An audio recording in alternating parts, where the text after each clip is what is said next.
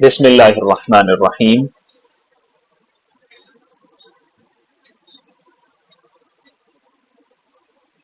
ہم نے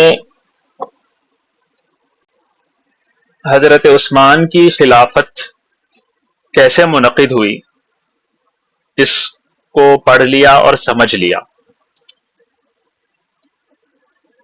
اس کے بعد صاحب کتاب حضرت عثمان رضی اللہ عنہ کے فضائل ذکر فرماتے ہیں، جن سے آپ لوگوں کے سامنے واضح ہو جائے گا کہ حضرت عثمان نے خلافت سے دستبرداری کیوں نہیں کی، نہ شروع میں نہ بعد میں، کیوں ایسا؟ جی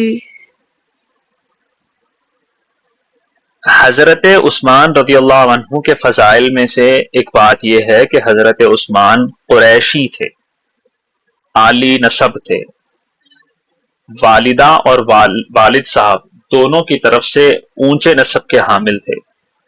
پانچویں پشت میں جا کر حضرت عثمان کا نسب رسول اللہ صلی اللہ علیہ وسلم سے مل جاتا ہے، سابقین اولین میں شمار ہوتے ہیں، یعنی وہ صحابہ جو پہل کرنے والے ہیں، پہلے اسلام قبول کرنے والوں میں سے ہیں۔ حضرت ابو بکر صدیق رضی اللہ عنہ کے ہاتھ پر انہوں نے اسلام قبول کیا۔ عشرۃ المبشرہ بالجنہ میں ان کا شمار ہوتا ہے، یعنی وہ 10 خوش نصیب صحابہ جس کے بارے میں حضور نے واضح طور پر جنت کی خوشخبری دی ہے، ابو بکر فی الجنہ، عمر فی الجنہ، عثمان فی الجنہ، اس طرح سے، تو عشرہ مبشرہ بالجنہ میں ان کا شمار ہوتا ہے۔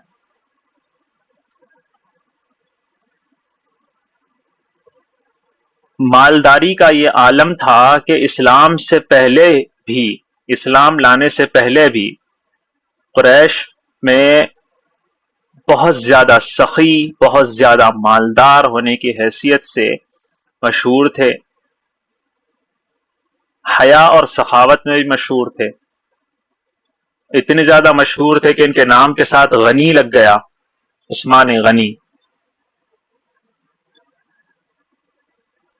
مسلمان ہونے کے بعد 2 بار ہجرتیں کرنے کی سعادت نصیب ہوئی، ایک بار حبشہ کی جانب ہجرت کی، دوسری بار مدینہ منورہ کی جانب ہجرت کی۔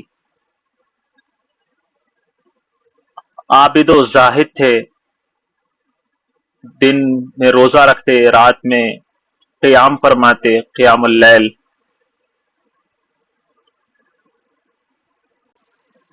مسلمان ہونے کے بعد رسول اللہ صلی اللہ علیہ وسلم نے اپنی 2 صاحبزادیاں حضرت رقیہ اور حضرت ام کلثوم رضی اللہ عنہما کو ایک کے بعد ایک ان کی نکاح میں دیا۔ حضرت رقیہ سب سے پہلے نکاح میں تھی، ان کا انتقال ہوا تو حضرت ام کلثوم رضی اللہ عنہا کو انہی کے نکاح میں دیا، اور اسی وجہ سے حضرت عثمان ذو النورین یا ذی النورین کے لقب سے مشہور ہوئے۔ نور کا مطلب ہوتا ہے روشنی، یہاں پر نور سے مراد حضرت رقیہ ہے، نورین کا مطلب رقیہ اور ام کلثوم۔ ذو النورین مطلب 2 نور والے، عثمان 2 نور والے، حضور کی نور نظر تھی نا یہ دونوں، تو اس وجہ سے ان کو ذو النورین یا ذی النورین کہا جاتا ہے۔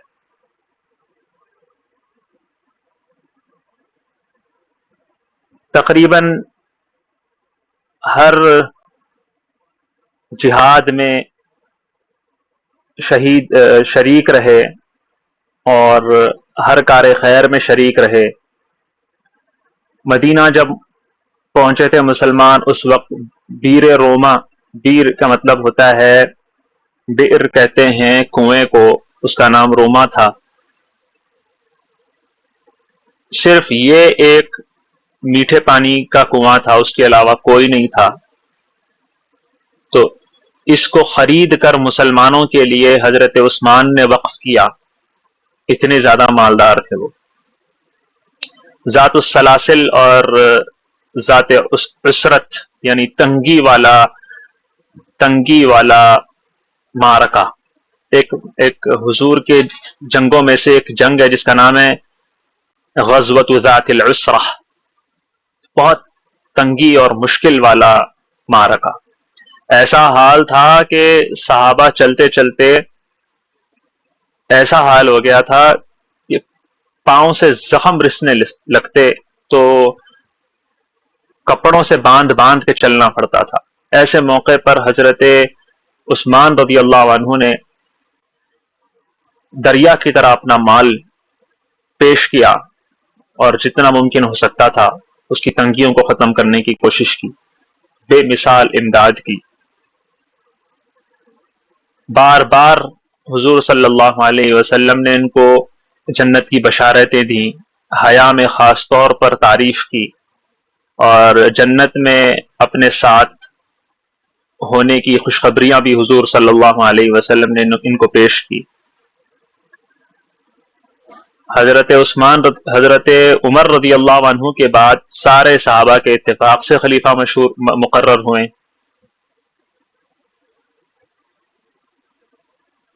جب ان کی خلافت کا زمانہ رہا اس میں اسلامی فتوحات کو انہوں نے آگے بڑھایا۔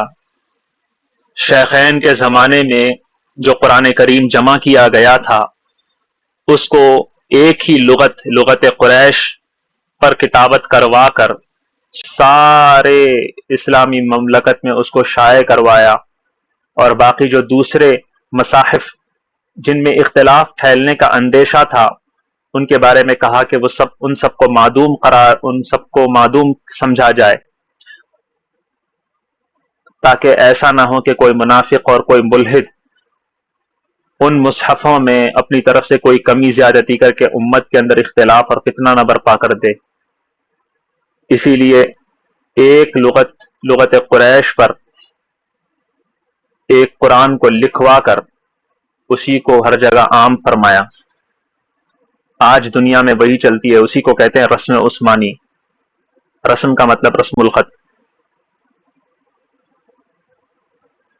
مسجد حرام اور مسجد نبوی میں توسیع فرمائی، اس کو پختہ بنوایا، حدود حرم کے نشانات کی تجدید کی۔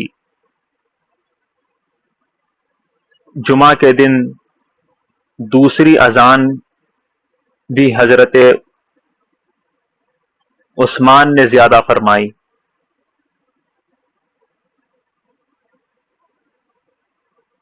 18 یا 17 ذوالحجہ سن 35 ہجری باغیوں اور طاغیوں کے ہاتھ ظالمانہ طور پر ان کو شہید کر دیا گیا۔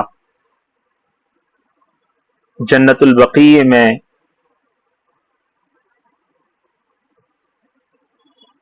مدفون ہوئے۔ پورے خلافت کی جو مدت تھی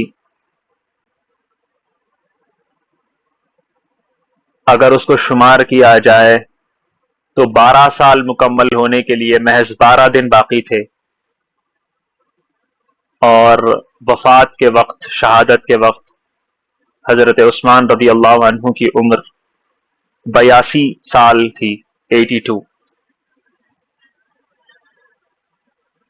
یہ وہ فضائل اور معاصر ہیں جو حضرت عثمان رضی اللہ عنہ کے اس کتاب میں مذکور ہیں۔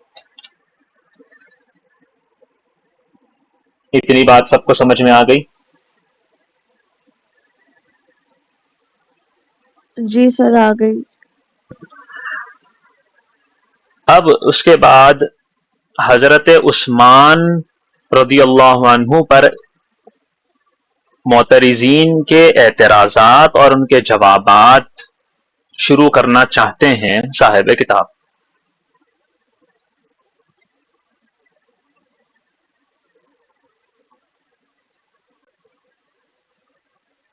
سب سے پہلے کچھ اصطلاحات ہیں، وہ اصطلاحات لکھ لیں۔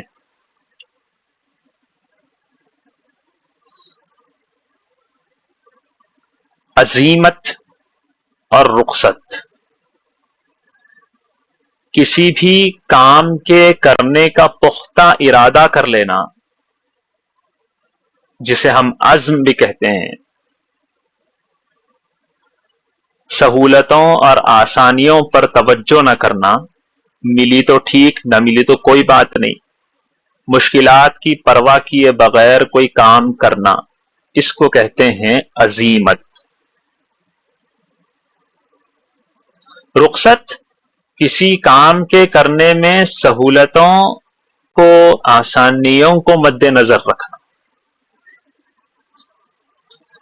ڈکشنری کا میننگ ہے یہ.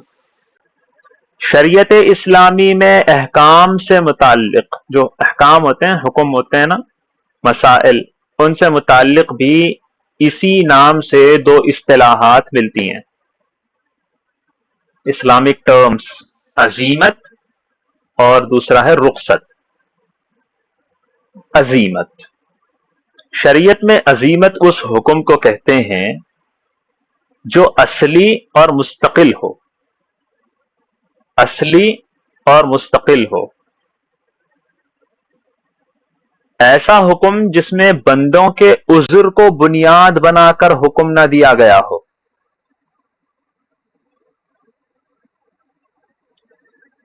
میں نے کہا عزیمت شریعت میں ایسے حکم کو کہتے ہیں جو اصلی ہو، مستقل ہو، جس میں بندوں کے عذر کو پیش نظر رکھتے ہوئے، بندوں کے عذر کو بنیاد بناتے ہوئے احکام نہ دیے گئے ہوں.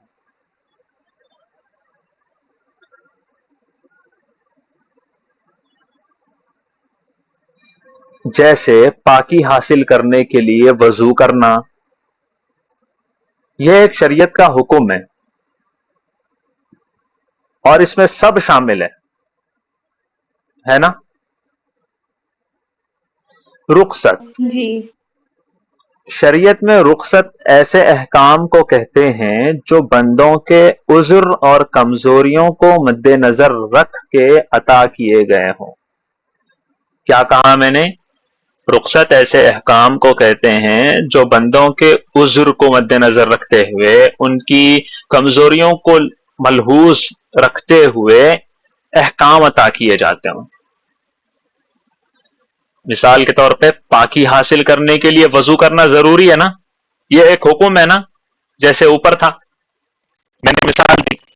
لیکن وضو کے لیے پانی موجود ہی نہیں ہے اور پانی کا نہ ہونا ایک عذر ہے، تو اب ایسے عذر کو مد نظر رکھتے ہوئے تیمم کا حکم دیا گیا. تو وضو عزیمت ہے اور تیمم رخصت ہے. بات سمجھ میں آئی؟ جی سر. نماز میں کھڑے ہو کر نماز پڑھنا یہ عزیمت ہے، لیکن جو بندہ کھڑا نہیں ہو پاتا صحیح سے، اس کے لیے رخصت ہے کہ وہ بیٹھ کے نماز پڑھے. تو عزیمت کیا ہے؟ کھڑے ہو کے نماز پڑھنا. بیٹھ کے نماز پڑھنا رخصت ہے. اگر وہ بندہ کوشش کر کے، محنت کر کے، مشکل برداشت کر کے کھڑے ہو کر نماز پڑھ رہا ہے تو وہ کیا کر رہا ہے؟ عزیمت پر عمل کر رہا ہے. روزہ رکھنا عزیمت ہے، لیکن مسافر ہے اور مریض ہے، اس کے لیے روزہ چھوڑنا یہ شریعت کے رخصت والا حکم ہے. لیکن اگر وہ مسافر ہوتے ہوئے بھی روزہ رکھتا ہے تو وہ رخصت پر عمل نہیں کر رہا بلکہ عزیمت پر عمل کر رہا ہے. بات سمجھ میں آئی؟ جی. ہاں، میں نے بتایا عزیمت کسی بھی کام کے پختہ جی. ارادے کرنے کو کہتے ہیں. سہولتوں آسانیوں پر توجہ نہ کرنا، مشکلات کی پرواہ کیے بغیر کوئی کام کرنے کو عزیمت کہتے ہیں. اور شریعت میں بتایا میں نے کہ بندوں کے عذر کو مد نظر نہ رکھتے ہوئے کوئی اصلی اور مستقل حکم نافذ کرنا، اس کو کہتے ہیں عزیمت. اسی طرح رخصت کے بارے میں بھی میں نے بتایا، جس کے اندر سہولت دیکھی جاتی ہو اور شریعت میں بندوں کے عذر کو مد نظر رکھتے ہوئے کوئی حکم نافذ کیا جاتا ہو.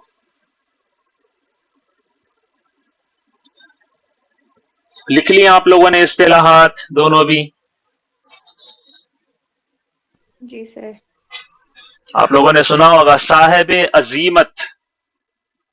صاحب عزیمت یعنی وہ انسان جو مشکلوں سے کھیلتا ہے.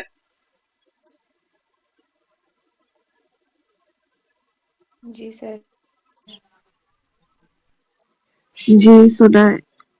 جی ہاں. صاحب کتاب میں نے جیسا بتایا کہ معترضین کے اعتراضات کے جوابات دینا چاہتے ہیں. بدباطنوں اور بدباطنوں کے اعتراضات کا جواب دینے سے پہلے تمہید کے طور پر کچھ امور کا ذکر کرنا ضروری سمجھتے ہیں. انہوں نے بتایا کہ کچھ امور کا ذکر کرنا ضروری ہے. انہوں نے 5-6 چیزوں کو سب سے پہلے مختصر طور پر بیان کیا تاکہ اعتراضات کو اور ان کے جوابات کو صحیح طور پر ہم سمجھ سکیں. ٹھیک ہے.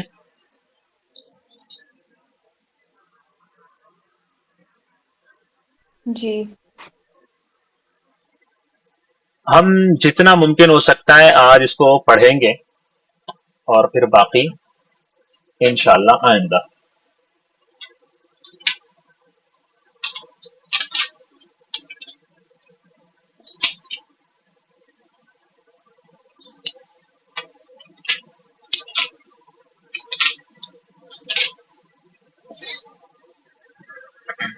پہلی بات، حضور صلی اللہ علیہ وسلم سے اس طرح کی بہت ساری روایات مروی ہیں جو سند کے اعتبار سے صحیح بھی ہیں اور معنی کے اعتبار سے تواتر کی حد تک پہنچی ہوئی ہیں.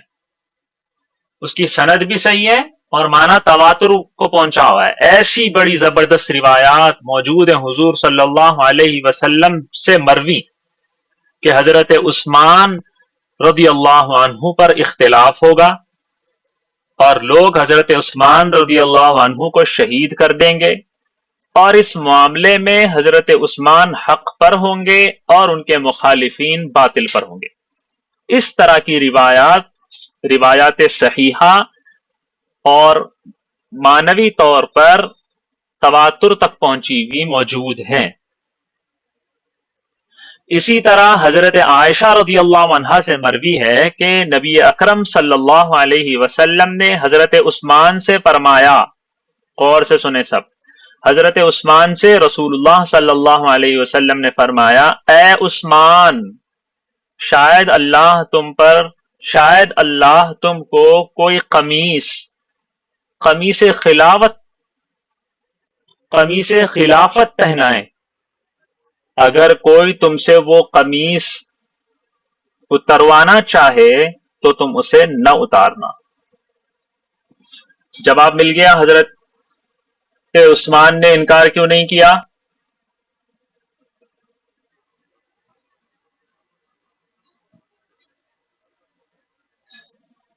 میں نے بتایا پہلے سے ان لوگوں کو علم تھا، کسی نہ کسی درجے میں اہل سمجھتے تھے اپنے آپ کو. یہ بات نہیں تھی کہ خواہش تھی. حضور نے خود کہا، جب حضور کہہ دیں کہ شاید، تو وہ شاید نہیں ہوتا، یقیناً ہوتا ہے. جیسے کہ ایک جنگ کے موقع پر حضور نے کہا، اگر زید بن حارثہ شہید ہو جائیں تو جعفر کو امیر بنا لینا. تو اس کا مطلب اگر نہیں ہے، یقیناً زید بن حارثہ شہید ہوں گے اور جعفر کو امیر بنانا پڑے گا. ٹھیک ہے، ہوا ویسے ہی. تو حضور نے یہاں پر بھی کہا، ترمذی کی روایت ہے، صحیح روایت ہے، حضرت عثمان سے فرمایا، اے عثمان، شاید اللہ تم کو کوئی قمیص خلافت پہنائے. اگر کوئی تم سے اس قمیص خلافت کو اتروانا چاہے تو تم اسے نہ اتارنا. حضرت مرہ بن کعب، حضرت عبداللہ بن حوالہ رضی اللہ عنہ، حضرت کعب بن عاجزہ رضی اللہ عنہ سے مروی ہے کہ حضور صلی اللہ علیہ وسلم نے ایک دن فتنوں کا ذکر فرمایا اور یہ بتایا کہ وہ بہت نزدیک آنے والے فتنے ہیں. اتنے میں ایک آدمی چادر سے اپنا منہ لپٹے ہوئے ادھر سے نکلا، وہاں پر آیا. حضرت نبی پاک صلی اللہ علیہ وسلم نے کہا، یہ شخص اس وقت ہدایت پر ہوگا. تو راوی کہتے ہیں میں اٹھ کر اس شخص کے پاس گیا تو وہ حضرت عثمان بن عفان رضی اللہ عنہ تھے. میں نے حضرت صلی اللہ علیہ وسلم کی طرف متوجہ ہو کر پوچھا کیا یہ وہی شخص ہے؟ حضور صلی اللہ علیہ وسلم نے فرمایا ہاں. ایک اور روایت سنیے. حضرت ابو ہریرہ رضی اللہ عنہ کی روایت میں ہے کہ حضور صلی اللہ علیہ وسلم نے ارشاد فرمایا ان قریب ایک فتنہ اور اختلاف ہوگا. ہم سب نے پوچھا آپ ہمیں اس وقت کیا حکم دیتے ہیں؟ حضور صلی اللہ علیہ وسلم نے فرمایا امیر اور امیر کے ساتھی اور رفقا کے ساتھ اختیار کرنا. اور یہ جو بھی کہا حضور صلی اللہ علیہ وسلم نے حضرت عثمان کی طرف اشارہ کر کے کہا امیر اور ان کے اصحاب و رفقا کا ساتھ اختیار کرنا. حضرت عثمان رضی اللہ عنہ نے اپنے محاصرے کے وقت میں جو اوباش قسم کے بلوائی تھے ان سے مخاطب ہو کر فرمایا رسول اللہ صلی اللہ علیہ وسلم نے مجھ سے ایک وصیت فرمائی اور اس پر میں برابر قائم رہوں گا، اور وہ وصیت یہ ہے کہ حضرت عثمان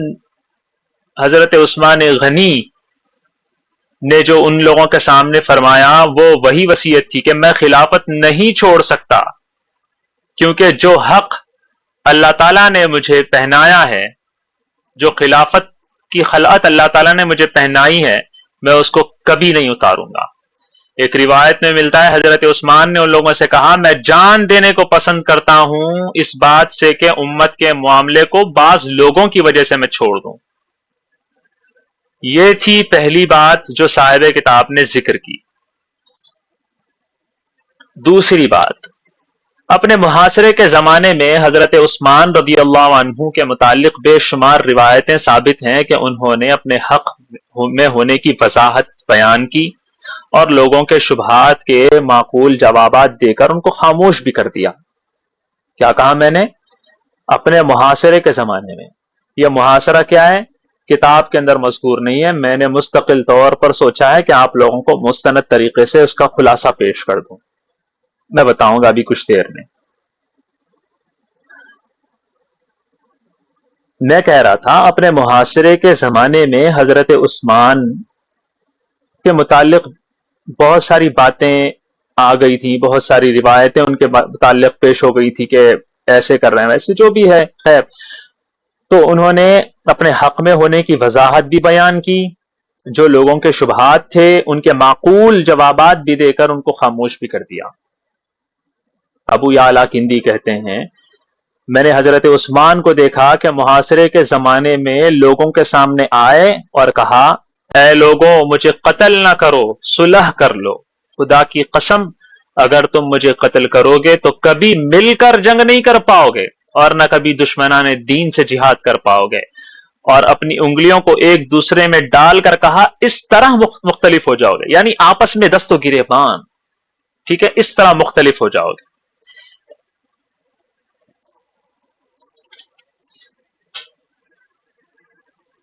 صاحب کتاب نے اس کے بعد ایک آیت نقل کی ہے. ممکن ہے کہ حضرت عثمان غنی رضی اللہ عنہ نے اس کے بعد وہ آیت پڑھی ہو. میں آپ کو وہ آیت پڑھ کے سنا دیتا ہوں. یا قوم لا يجرمنكم شقاقي ان يصيبكم مثل ما اصاب قوم نوح او قوم هود او قوم صالح وما قوم لوط منكم ببعید. اے میری قوم، میری عداوت اور ضد تمہارے حق میں اس بات کا سبب نہ بن جائے کہ تم کو بھی اسی طرح کی مصیبتیں پہنچیں جیسا کہ قوم نوح، قوم ہود یا قوم صالح کو پہنچی. اور قوم لوط تو تم سے دور نہیں، ان پر جو مصیبت آئی ہے وہ تم کو خوب معلوم.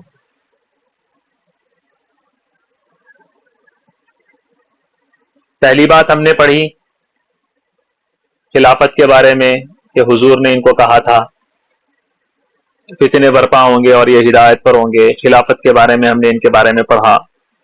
ٹھیک ہے، ساری باتیں سمجھ میں آ رہی ہیں. تیسری بات، صحابہ یاد رکھو، صحابہ کرام میں سے کوئی شخص بھی حضرت عثمان غنی کے قتل میں ملوث اور آلودہ نہیں ہوا، کوئی ایک صحابی بھی، صرف اور صرف منافق، فاسق اور اوباش لوگ اس فتنے میں شریک ہوئے، اور حضرت عثمان غنی رضی اللہ عنہ کو چونکہ حضور صلی اللہ علیہ وسلم کی زبان مبارک سے اس آزمائش کے آنے کی بے شمار بار خبر مل چکی تھی، وہ سن چکے تھے اور صبر کی تلقین کے بارے میں جان چکے تھے کہ انہیں صبر کرنا ہے، یہ بہت اچھے سے سمجھ چکے تھے کہ اللہ تعالیٰ کی تقدیر ہی اس طرح ہے، اس لیے انہوں نے اپنے دفاع کی طرف کوئی توجہ نہیں کی، صبر کا پہلو اختیار فرمایا، باوجود ہے کہ بے شمار مہاجر اور انصار صحابہ چاہتے تھے کہ ان فتنہ پردازوں کا قوت سے جواب دے دیا جائے، لیکن حضرت عثمان غنی نے ان کو اجازت نہیں دی۔ علامہ محمد بن سیرین روایت کرتے ہیں حضرت زید بن حارث رضی اللہ عنہ حضرت عثمان کے پاس آئے اور کہا یہ انصار دروازے پر موجود ہیں اور کہتے ہیں اگر آپ اجازت دیں تو ہم دوسری مرتبہ اللہ کے انصار بن جائیں۔ انصار کیا کہتے ہیں؟ آپ ذرا اجازت تو دیں خلیفہ محترم، ہم دوسری دفعہ اللہ کے انصار بن جائیں، انصار اللہ بن جائیں گے۔ دوسری دفعہ کیا مطلب؟ یعنی پہلی دفعہ حضور صلی اللہ علیہ وسلم کی مدد کی، اب دوبارہ آپ کی مدد کریں گے۔ خلیفہ وقت حضرت عثمان رضی اللہ عنہ نے فرمایا میں قتال کی اجازت نہیں دیتا۔ حضرت عثمان نے کہا مجھ کو اس کی ضرورت نہیں ہے، تم لوگ اپنے گھر واپس چلے جاؤ۔ حضرت حسن بصری بھی اس طرح کی روایت کرتے ہیں اور کہتے ہیں خدا کی قسم اگر وہ لوگ چادروں سے بھی آپ کی حفاظت کرتے تو آپ کو بچا لیتے۔ ان سب روایتوں سے صاف ظاہر ہوتا ہے کہ مہاجر اور انصار سب حضرت عثمان غنی رضی اللہ عنہ کے ساتھ تھے، ان کے خلاف نہیں تھے۔ حضرت عثمان رضی اللہ عنہ قوت اور شوکت سے اس فتنے کو دبانے کے لیے آمادہ نہیں تھے، اور وہ یہ نہیں چاہتے تھے کہ مسلمانوں کے درمیان خوریزی کا دروازہ کھل جائے۔ یہ وجہ ہے کہ حضرت عثمان رضی اللہ عنہ نے ان کو روکا۔ بات یہ تھی کہ صحابہ یہ چاہتے تھے کہ یہ جو فتنہ پردازیاں ہو رہی ہیں، یہ لوگ آ کے اس طرح سے محاصرہ کر رہے ہیں، ان کو ختم کر دیا جائے، ان کو مار کے بھگا دیا جائے۔ لیکن ہو یہ رہا تھا کہ وہ جو آ کر فتنہ پردازیاں کر رہے تھے نا، وہ بظاہر مسلمان تھے۔ اگر حضرت عثمان رضی اللہ عنہ یہ کہہ دیتے کہ ہاں بزور طاقت ان کو نکالا جائے، باہر کیا جائے، تو کیا ہو جاتا؟ لوگوں کے سامنے یہ بات آ جاتی کہ خانہ جنگی ہو چکی ہے، مسلمانوں کو مار رہے ہیں، مسلمان پر تلوار اٹھا رہا ہے اور آپس میں ان کی جنگ ہو گئی۔ اور جب یہ خلیفہ خود کہیں تو اس سے کیا ہو جائے گا؟ اس سے یہ ہوگا کہ آگے چل کے مسلمانوں پر تلواریں اور ہتھیار اٹھائیں گے۔ ٹھیک ہے؟ تو حضرت عثمان یہ نہیں چاہتے تھے کہ قوت اور شوکت سے اس فتنے کو دبایا جائے، بالکل بھی وہ اس معاملے کے لیے آمادہ نہیں تھے کہ مسلمانوں میں خونریزی کا دروازہ کھل جائے۔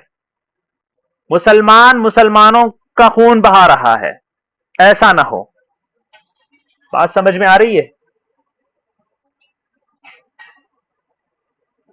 جی سر۔ محاصرہ کیوں ہوا؟ جس محاصرے کی ہم بات کر رہے ہیں، محاصرہ کیوں ہوا؟ غور سے سنیے۔ یہاں سے جتنی باتیں میں کروں گا اس میں سے کچھ کتاب میں موجود ہیں اور کچھ کتاب میں موجود نہیں ہیں۔ کتاب تو ویسے بھی بہت مختصر ہے۔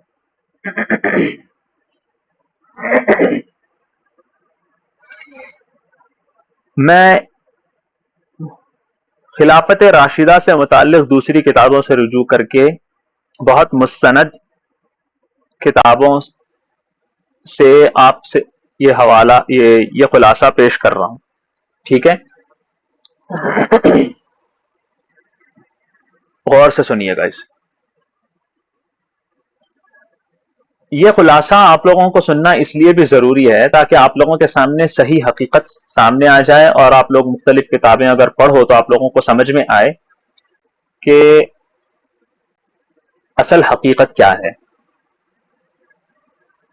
حضرت عثمان رضی اللہ عنہ کی 12 سالہ خلافت رہی، قریب قریب میں نے بتا دیا۔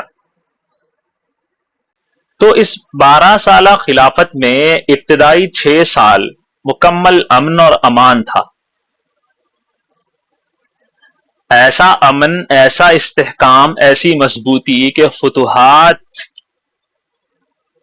فتوحات ہوتی جا رہی ہیں، فتوحات کی وسعت تھی، مال غنیمت کی فراوانی تھی، وظائف کی زیادتی تھی، کھیتی باڑی میں ترقی تھی، حکومت بہترین نظم و نسق کے ساتھ چل رہی تھی، سارے ملک و ملت میں مالداری، خوشحالی عام ہو گئی تھی۔ ابتدائی 6 سال، اس کے بعد سے فتنہ و فساد کی شروعات ہوئی، جس کے بہت سارے اسباب رہے، جن میں سے ایک سبب اس وقت کی اسلامی حکومت کی جو سرحدیں ہیں اس کی وسعت بھی تھی، یعنی اسلامی حکومت بہت پھیل گئی تھی۔ اس وقت ایسا حال تھا، کابل سے لے کر مراکش تک، افریقہ تک سارا علاقہ اسلام کے زیر نگیں تھا، اور جس میں سینکڑوں قومیں آباد تھیں، مسلم اور غیر مسلم دونوں بھی اس کے اندر موجود تھے، کیونکہ اسلام اگر علاقے کو فتح کرتا تو بزور ان کو اسلام قبول نہیں کرواتا، بلکہ کہتا تم اپنے مذہب پر رہو، ہے نا؟ تو کابل سے لے کر مراکش جی تک، ایک مثال دے رہا ہوں، قومیں آباد تھی، اس کے اندر مسلم بھی تھے، غیر مسلم بھی تھے۔ غیر مسلم محکوم قومیں جو تھیں ان کے دلوں میں قدرتاً مسلمانوں کے خلاف انتقام کا جذبہ موجود تھا، یہ ہم پر حکومت کرتے ہیں، لیکن ان کے اندر مقابلے کی قوت اور تاب نہیں تھی، کیونکہ اتنی بڑی سلطنت کو کیسے للکاریں۔ اسی لیے انہوں نے سازشوں کے جال بچھانا شروع کر دیے، اور ان جال بچھانے والوں میں سب سے آگے مجوسی اور یہودی تھے۔ ایک وجہ یہ بھی تھی کہ حضرت عثمان فطرتاً نیک، صاحب مروت، نرم طبیعت کے انسان تھے، عموماً لوگوں سے سختی کا برتاؤ نہیں کرتے تھے، اکثر جرائم کو حلم سے، بردباری سے ٹال دیا کرتے تھے۔ اس سے اس وقت کے شرپسندوں کو بہت حوصلہ مل گیا تھا۔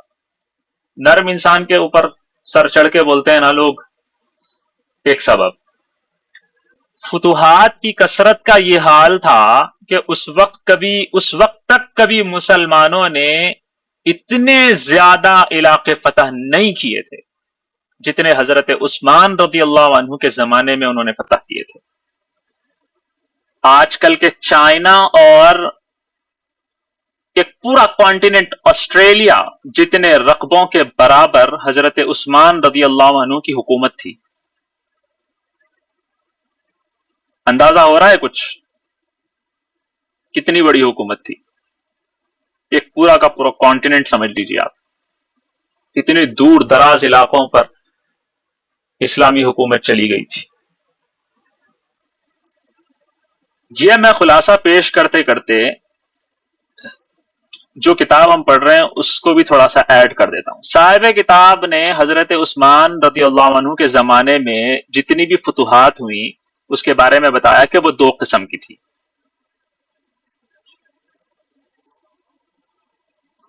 ایک قسم کی فتوحات وہ تھیں جو حضرت فاروق اعظم رضی اللہ عنہ کے زمانے میں فتح ہو چکی تھیں، لیکن ان کی شہادت کے بعد حضرت عمر رضی اللہ عنہ کی شہادت کے بعد بعض شہروں نے بغاوت کر دی تھی، حضرت عثمان رضی اللہ عنہ نے دوبارہ ان کو فتح کیا، جیسے حضرت ابو بکر صدیق رضی اللہ عنہ نے حضور صلی اللہ علیہ وسلم کی وفات کے بعد مرتدین سے جہاد کیا، بالکل ویسے ہی۔ تو آپ کو اندازہ ہو رہا ہے ایک قسم کون سی تھی؟ وہ علاقے جو پہلے سے فتح ہو چکے تھے لیکن بعد میں کیا ہو رہا تھا؟ بغاوتیں ہو رہی تھی، تو ان کو دوبارہ سے فتح کیا۔ بالکل، ان کا ذکر صاحب کتاب کہتے ہیں ہمدان نامی ایک شخص ہے، اس نے بدہدی کی تھی، تو حضرت مغیرہ بن شعبہ رضی اللہ عنہ کو حضرت عثمان نے بھیجا اور ان کے ہاتھ پر وہ علاقہ دوبارہ فتح ہوا۔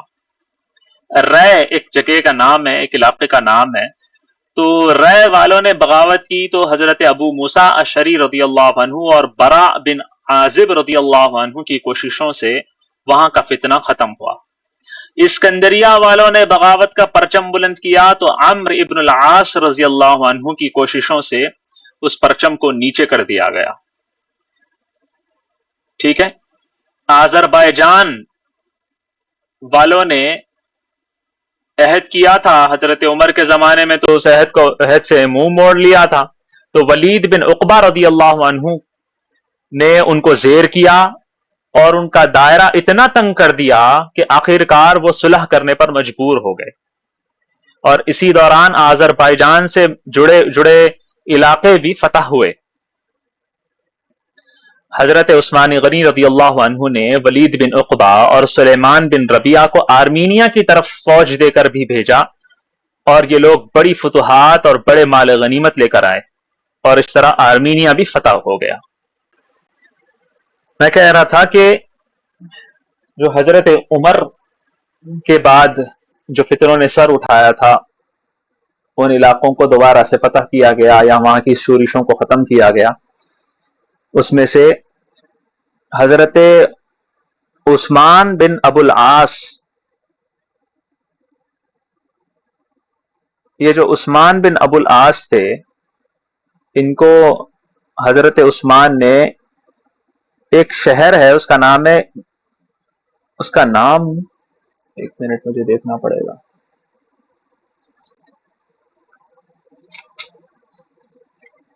گازرون اس کا نام ہے،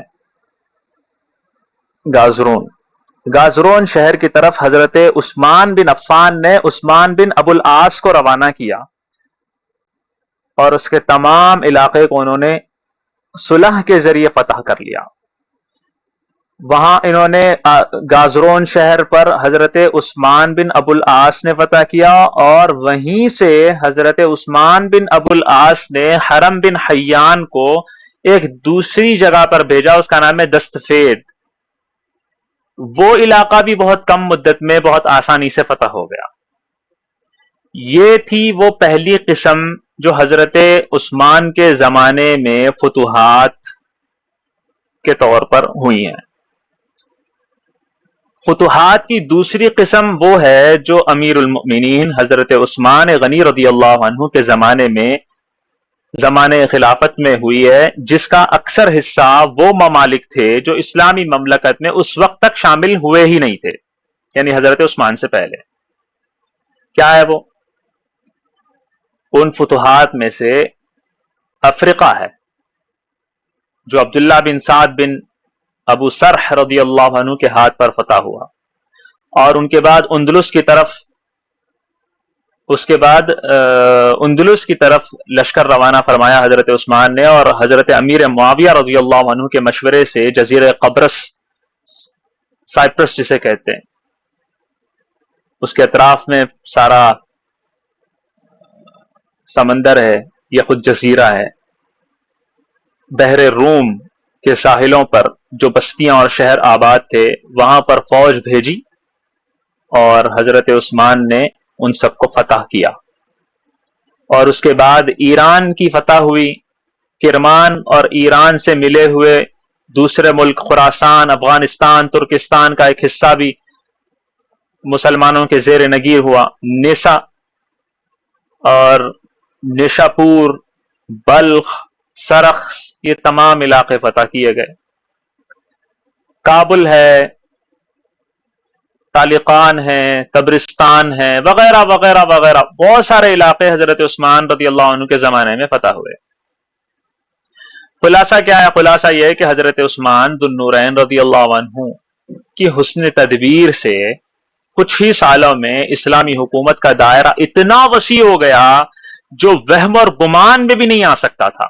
قسطنطنیہ سے عدن تک اسلامی حکومت کا عرض تھا، اور اندلس سے لے کر بلخ تک اور کابل تک اس کا طول تھا۔ صاحب کتاب کہتے ہیں اگر قاتلین عثمان ذرا صبر سے کام لیتے تو سندھ، ہند، ترک، چین سب بھی اسلامی مملکتوں میں شامل ہو جاتے۔ یہ صرف حضرت عثمان کی حسن تدبیر اور سیاست نہیں تھی کہ اتنے کم عرصے میں اتنی بڑی بڑی فتوحات اور اتنے بڑے بڑے رقبے ہاتھ آ گئے، بلکہ یہ خلافت عثمانیہ یعنی حضرت عثمان کی جو خلافت تھی اس کی بے نظیر کرامت تھی۔ 10 سال کی مدت میں مشرق و مغرب کا خراج، مشرق ویسٹ اور ایسٹ دونوں علاقوں کا خراج مدینہ منورہ کے بیت المال میں جمع ہو رہا تھا۔ بڑی بڑی بات تھی یہ۔ حضرت عثمان بن عفان رضی اللہ عنہ کے دور میں اسلامی ریاست کا جو رقبہ تھا پورا دیکھا جائے تو 36 لاکھ مربع میل تک پہنچ گیا تھا۔ 36 لاکھ مربع میل، 36 لاکھ مربع میل اگر آج کے حساب سے دیکھا جائے تو انڈیا، پاکستان، بنگلہ دیش، آپ کو پتا ہے ان تینوں کو ملا کر صرف 12 لاکھ مربع میل بنتے ہیں۔ انڈیا، پاکستان، بنگلہ دیش تینوں کے رقبوں کو ملا کر صرف 12 لاکھ مربع میل بنتے ہیں۔ گویا کہ ان تینوں بڑے بڑے ملکوں سے 3 گنا رقبہ، 3 گنا حضرت عثمان بن عفان رضی اللہ عنہ کے زمانے میں اسلام کے زیر نگیں ہوا تھا۔ سوچیں آپ، سمجھ میں آ گئی بات؟ کتنی فتوحات ہوئی تھی۔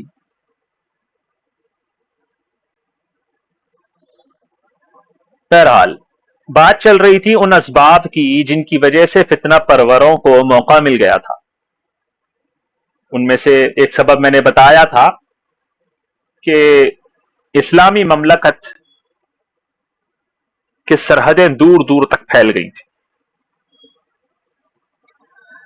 اتنے بڑے علاقے کے نظم و نسق میں معمولی سی خرابیوں کا ہو جانا کوئی عجیب اور غیر معمولی بات نہیں ہے نا؟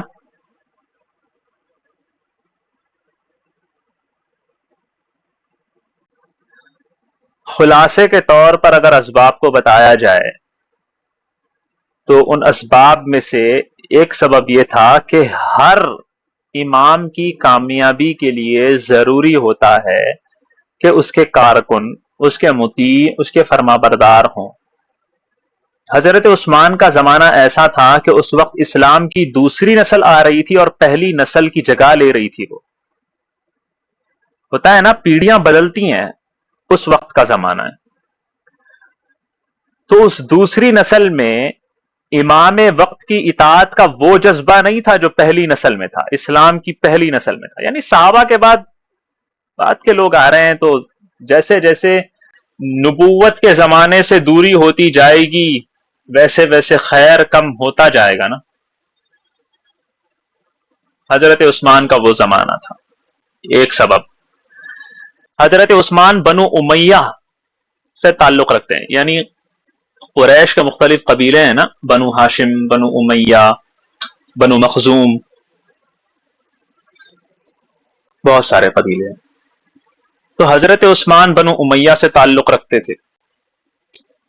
ہم اس کے بھی اعتراض کا جواب دیں گے کہ حضرت عثمان نے اپنے خاندان والوں کو کیوں عہدوں پر رکھا تھا۔ خیر، تو بنو ہاشم بنو امیہ کے عروج اور ترقی کو پسند نہیں کرتے تھے۔ خلافت کے منصب اور عہدوں میں سب سے زیادہ حقدار وہ اپنے آپ کو سمجھتے تھے، کیونکہ بنو ہاشم حضور کے خاندان ہے تو اپنے آپ کو زیادہ حقدار سمجھتے تھے۔ سبب، اسباب بتا رہا ہوں، اسباب ذہن میں رکھو۔ ایک سبب میں نے بتا دیا، دوسرا سبب بتا دیا، تیسرا بتا دیا، چوتھا بتا دیا، بتاتا جا رہا ہوں۔ آخر میں نے جو بتایا وہ کیا ہے؟ بنو ہاشم بنو امیہ کے عروج اور ترقی کو پسند نہیں کرتے تھے، وہ چاہتے تھے کہ بھئی ہمیں ملے خلافت یا جو بھی ہے، بڑے عہدے ہمیں ملیں، بڑے عہدے ہمیں ملیں، اور اپنے آپ کو حقدار سمجھتے تھے۔ اور ایک سبب سنیے، مجوسی جو تھے وہ چاہتے تھے کہ ایسا انقلاب برپا کر دیا جائے جس میں ان کی مدد سے حکومت قریشیوں کے ہاتھ سے نکل کر ایسے عام خاندان میں منتقل ہو جائے جس سے وہ بہتر سے بہتر حقوق اور مراعات حاصل کر سکیں، اور عام عربوں کے مقابلے میں وہ خود بھی اپنے حقوق حاصل کر سکیں۔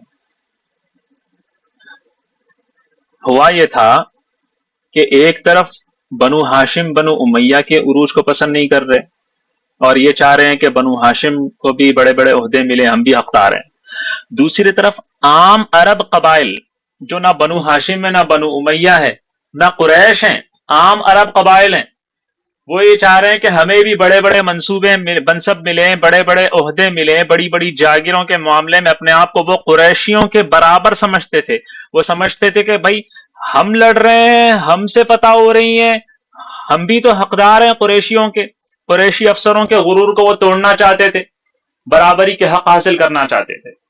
دوسری طرف مجوسی یہ چاہتے تھے کہ کچھ ایسا کر دیا جائے کہ حکومت نہ یہ ان قریشیوں سے ہٹ کے عام عرب خاندانوں میں آ جائے، کچھ ایسا کیا جائے کہ بنو ہاشم بنو امیہ قریش سے ہٹ کر، یہ بڑے بڑے قبیلوں سے ہٹ کر عام عرب اس کو حاصل کر لیں، تو اس سے ہم کیا کریں گے؟ بڑے بڑے حقوق اور مراعات اور رائٹس حاصل کر لیں گے مجوسی، اور اس سے کیا ہوگا؟ وہ مجوسی کہیں گے تم بھی تو عام عرب ہو، ہماری طرح کے ہو تم، تو مجوسی بھی اپنے آپ کو برابر کا حقدار بنائیں گے۔ اسباب سمجھ میں آ رہے ہیں اس وقت کیسے کیسے حالات تھے؟ جی سر۔ ایک طرف مجوسی ایسے تھے، دوسری طرف آگے یہودی چاہتے تھے کہ مسلمانوں میں ایسی پھوٹ پیدا کر دی جائے کہ مسلمانوں کی قوت پاش پاش ہو جائے۔ بس یہ جو بھی اغراض تھے سب کے مختلف تھے، ہر جماعت اپنی اپنی غرض کے لیے کوشش میں مصروف تھی، ٹھیک ہے؟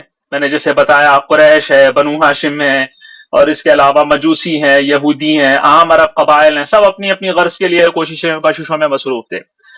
اسی لیے خفیہ ریشہ دوانیاں شروع ہو گئیں، اب اندر سے کچھ نہ کچھ کام، گورنروں کے خلاف سازشیں ہونے لگی، اور خود حضرت امیر المؤمنین عثمان بن عفان رضی اللہ عنہ کو بدنام کرنے کی کوششیں شروع ہو گئیں۔ کیونکہ دیکھیں کمزور کہاں کس کو کیا جاتا ہے؟ کمزور کیا جاتا ہے گورنروں کو، کام کرنے والوں کو، بڑے بڑے عہدوں والوں کو، وہیں سے تو دیمک لگنا شروع ہو جاتی ہے نا۔ پھر میں نے شروع میں کیا کہا؟ کسی بھی امام، کسی بھی حاکم کی کامیابی کے لیے ضروری ہوتا ہے کہ اس کے کارکن جو وہ مطیع و فرما بردار ہوں، اور یہاں تو فتنہ برپا ہونے کی سازشیں ہو رہی ہیں۔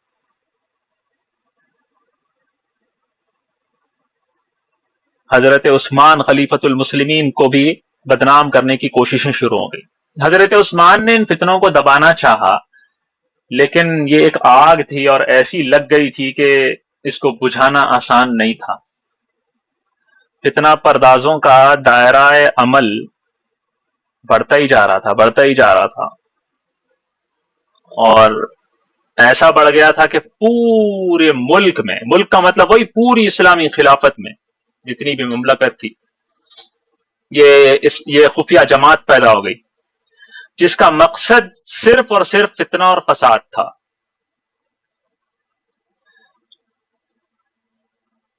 مختلف علاقوں میں مختلف جماعتیں، سب کا مقصد فتنے پیدا کرنا، فساد پیدا کرنا، کہیں نہ کہیں کچھ نہ کچھ خرابیاں پیدا کر کے ان لوگوں کو کمزور کرنا۔ کوفہ کے انقلاب پسند جماعت کا خیال تھا کہ امارت اور ریاست قریش کے ساتھ مخصوص ہونے کی کوئی وجہ ہی نہیں ہے، قریش کیوں بنتے ہیں بھئی صرف امیر خلیفہ؟ عام مسلمانوں نے مملکتیں فتح کی، اس لیے وہ بھی اس کے مستحق ہیں۔ سعید بن عاص جو کوفہ کے والی تھے، کوفہ کے گورنر تھے، ان سے ان فتنہ پرور جماعت والوں کو خاص طور پر عداوت تھی، اسی لیے ان کو بدنام کرنے کی روزانہ کوئی نہ کوئی تدبیر سوچتے رہتے۔ قریش کے خلاف پورے ملک کو تیار کرنے کے لیے ہر طرح کے وسائل اکٹھے کرنے لگ جاتے۔ حضرت عثمان سے جب کوفہ کے بڑے لوگوں نے اس فتنے سے تنگ آ کر التجا کی کہ کوفہ کو اس سے نجات دلا دی جائے، تو ان لوگوں میں سے 10 آدمیوں کو جو سرکردہ تھے حضرت عثمان نے جلا وطن کر دیا۔ بصرہ میں بھی فتنہ پرور جماعت پیدا ہو گئی تھی، جیسا کہ میں نے بتایا ہر جگہ پیدا ہوتی جا رہی تھی۔ حضرت عثمان نے یہاں پر بھی کچھ لوگوں کو ملک بدر کر دیا، لیکن یہ جو فتنے تھے یہ اتنے زیادہ بڑھ چکے تھے کہ بجھنے کا نام ہی نہیں لیتے۔ جلا وطن کرنے سے کام ان کا پورا نہیں ہو رہا، بلکہ وہ جہاں جا رہے ہیں وہاں پر اور پھیلاتے جا رہے ہیں۔ مصر تو سازش کا سب سے بڑا مرکز بن گیا تھا، عجیب قسم کی وہاں پر سازشیں ہوتی ہیں۔ مسلمانوں کے سب سے بڑے دشمن کون تھے؟ یہودی۔ یہودی النسل ایک شخص تھا عبداللہ بن سبا، یہ تھا یہودی، اسلام قبول کر لیا اس نے، منافق اسلام میں داخل ہو گیا۔ اس نے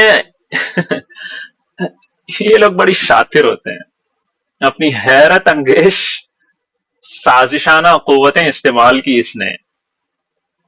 مختلف نظریات رکھنے والے، جیسے میں نے بتایا مختلف نظریات تھے، مختلف خیالات والے لوگ تھے جو سب اپنا اپنا کام کر رہے تھے، ان سب کو اس نے ایک مرکز دیا اور اس مرکز پہ اس نے متحد کر دیا۔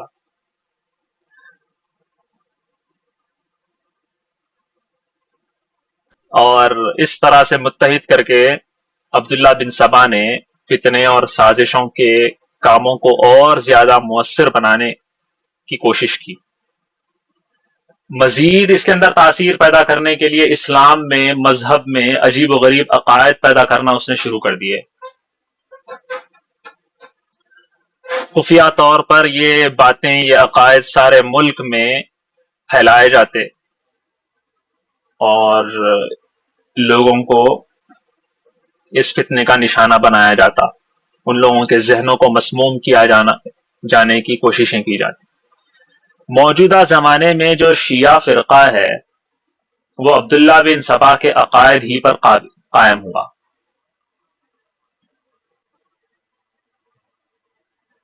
جو حقیقت میں یہودی النسل منافق تھا۔ بہرحال یہ جو ساری الگ الگ جماعتیں تھیں، ان سب کا مطمع نظر مختلف تھا، جیسا کہ میں نے بتایا کوئی کچھ چاہ رہا ہے، کوئی کچھ چاہ رہا ہے، لیکن آئندہ خلیفہ کا جو انتخاب تھا اس انتخاب کے بارے میں ان لوگوں کی نظریں کسی نہ کسی پر ٹکی ہوئی تھی۔ اہل مصر حضرت علی سے عقیدت رکھتے تھے، اہل بصرہ حضرت طلحہ کی طرفدار تھے، اہل کوفہ حضرت زبیر کو پسند کرتے تھے۔ یہ سب قریش تھے، یعنی حضرت علی، حضرت طلحہ، حضرت زبیر۔ اہل عراق کی جماعت تو تمام قریش سے ہی عداوت رکھتی تھی، وہ چاہتی تھی کوئی قریشی خلیفہ نہ بنے۔ اور ایک جماعت تو ایسی تھی جو یہ چاہتی تھی کوئی عرب ہی خلیفہ نہ بنے، عربوں کے ہی خلاف تھی وہ۔ اتنے نظریات تھے ان لوگوں کے، اتنے ان لوگوں کے خیالات تھے، سب کے نظریات مختلف ہے، لیکن امیر المؤمنین حضرت عثمان بن عفان رضی اللہ عنہ کی معزولی اور بنو امیہ کو جڑ سے اکھاڑ پھینکنے کی جو سازش تھی، اس پر ساری جماعتیں متفق تھی۔ عبداللہ بن سبا نے اس کو دیکھ لیا، ہاں یہاں متفق ہیں۔ عبداللہ بن سبا نے اپنی حکمت عملی سے ان سارے اختلاف کو بالائے طاق رکھوا کر ان سب کو ایک مقصد سے، ایک مقصد یعنی حضرت عثمان بن عفان رضی اللہ عنہ کی خلافت سے معزولی کا جو مقصد تھا اس پر سب کو متحد کروا دیا، اور تمام ملک میں اپنے سفیر بھیج دیے، اپنے دائی بھیج دیے، تاکہ ہر جگہ فتنے کی آگ بھڑکا کر بد امنی پیدا کر دی جائے۔ اور اس نے ان مقاصد کے حصول کے لیے اپنے اپنے دائیوں کو کچھ طریقے بتائے جس پر انہوں نے عمل کیا۔ ایک طریقہ یہ بتایا کہ بظاہر متقی اور پرہیزگار بننا، لوگوں کو واعظ و نصیحت سے اپنا معتقد بنا لینا، ایک طریقہ یہ، خود وہ بھی ایسے ہی کر رہا تھا۔ دوسری بات اس نے کہی تھی کہ گورنروں کو تنگ کر کے رکھ دینا، ہر ممکن طریقے سے ان کو بدنام کرنے کی کوشش کرنا۔ تیسری بات اس نے بتائی تھی ہر جگہ امیر المؤمنین حضرت عثمان بن عفان کے بارے میں ان کی ناانصافیوں کی داستان عام کرتے پھرنا، مطلب الٹی سیدھی کچھ بھی پھینکو، چھوٹی سی بات ملی اس کو، وہ کہتے ہیں نا کاہ کا کوہ بنانا، رتی کا پہاڑ بنانا، رائے کا پربت بنانا، اس طرح کا کام کرو، مسالے لگاؤ، اور اتنا عام کرنا کہ لوگ اس کو صحیح سمجھیں۔ اور یہ بات بھی عام کرنا کہ وہ اپنی کنبہ پروری کرتے ہیں، یعنی صرف اپنے لوگوں کو عہدے دیتے ہیں، یعنی خلیفہ وقت کے بارے میں اگر لوگوں کے اندر بدگمانی آ جائے تو کیا وہ اطاعت کریں گے؟ یہ عبداللہ بن سبا نے ان لوگوں کو سکھایا تھا۔ اور یہ حالت ایسی تھی، سن 31 ہجری کا زمانہ تھا، اس وقت قیصر روم نے 500 جنگی جہازوں کے عظیم الشان بیڑے کے ساتھ اسلامی سرحدوں پر حملہ کر دیا تھا۔ 500 جنگی جہازوں کے ساتھ اسلامی سرحدوں پر اس نے حملہ کر دیا۔ مسلمان خوف و ہراس کی حالت میں آ گئے۔ اس وقت امیر البحر، کیونکہ یہ سمندری جنگ ہوئی تھی، امیر البحر عبداللہ بن ابو سرح وہ تھے، اور اسی طرح عبداللہ بن سعد تھے۔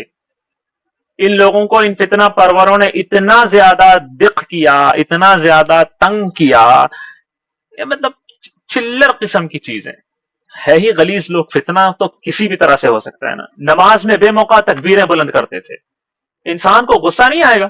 یہ کیا بدماشی، یہ کیا چلر پن ہے؟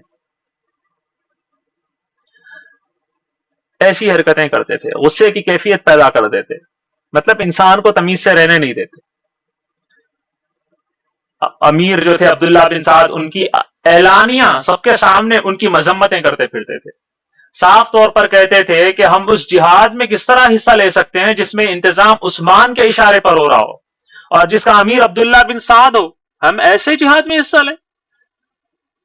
اور یہ کہہ کے اس کے بعد اپنے معمول کے مطابق پھر وہی حضرت عثمان کے بارے میں برائیوں کی طویل داستان بیان کرنا شروع کر دیتے۔ ان کس طرح فتنے پھیلتے گئے میں آپ کو بتا رہا ہوں۔ بات کہاں تک پہنچنی ہے؟ میں نے سوال اٹھایا تھا محاصرہ کیوں ہوا؟ بات سمجھ میں آ رہی ہے؟ جی،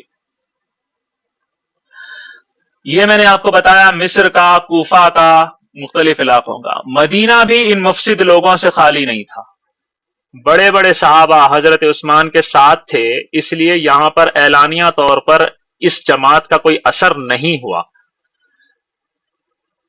البتہ حضرت عثمان کی خلافت کے آخری دور میں سن 35 ہجری میں، جس سال حضرت عثمان رضی اللہ عنہ کی شہادت ہوئی ہے، اس سال مدینے میں فتنہ پیدا کرنے والے اس قدر بے باک ہو گئے تھے کہ مدینہ سے باہر جو فتنہ پرور تھے ان کی مدد ان کو ملتی تھی، اور ان کی مدد سے امیر المؤمنین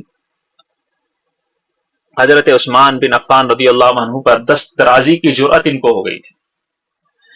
ایک دفعہ جمعہ کے دن حضرت عثمان ممبر پر خطبہ دے رہے تھے، ابھی حمد و ثنا شروع کی کہ ایک شخص نے کھڑے ہو کر کہا عثمان کتاب اللہ کو اپنا طرز عمل بنا، وقت کے امیر، خلیفۃ المسلمین، ذو النورین، جس کے بارے میں بتا دیا گیا ہے کہ جنتی ہیں، ان کو یہ نیچ شخص اٹھ کے کہہ رہا ہے عثمان کتاب اللہ کو اپنا طرز عمل بنا،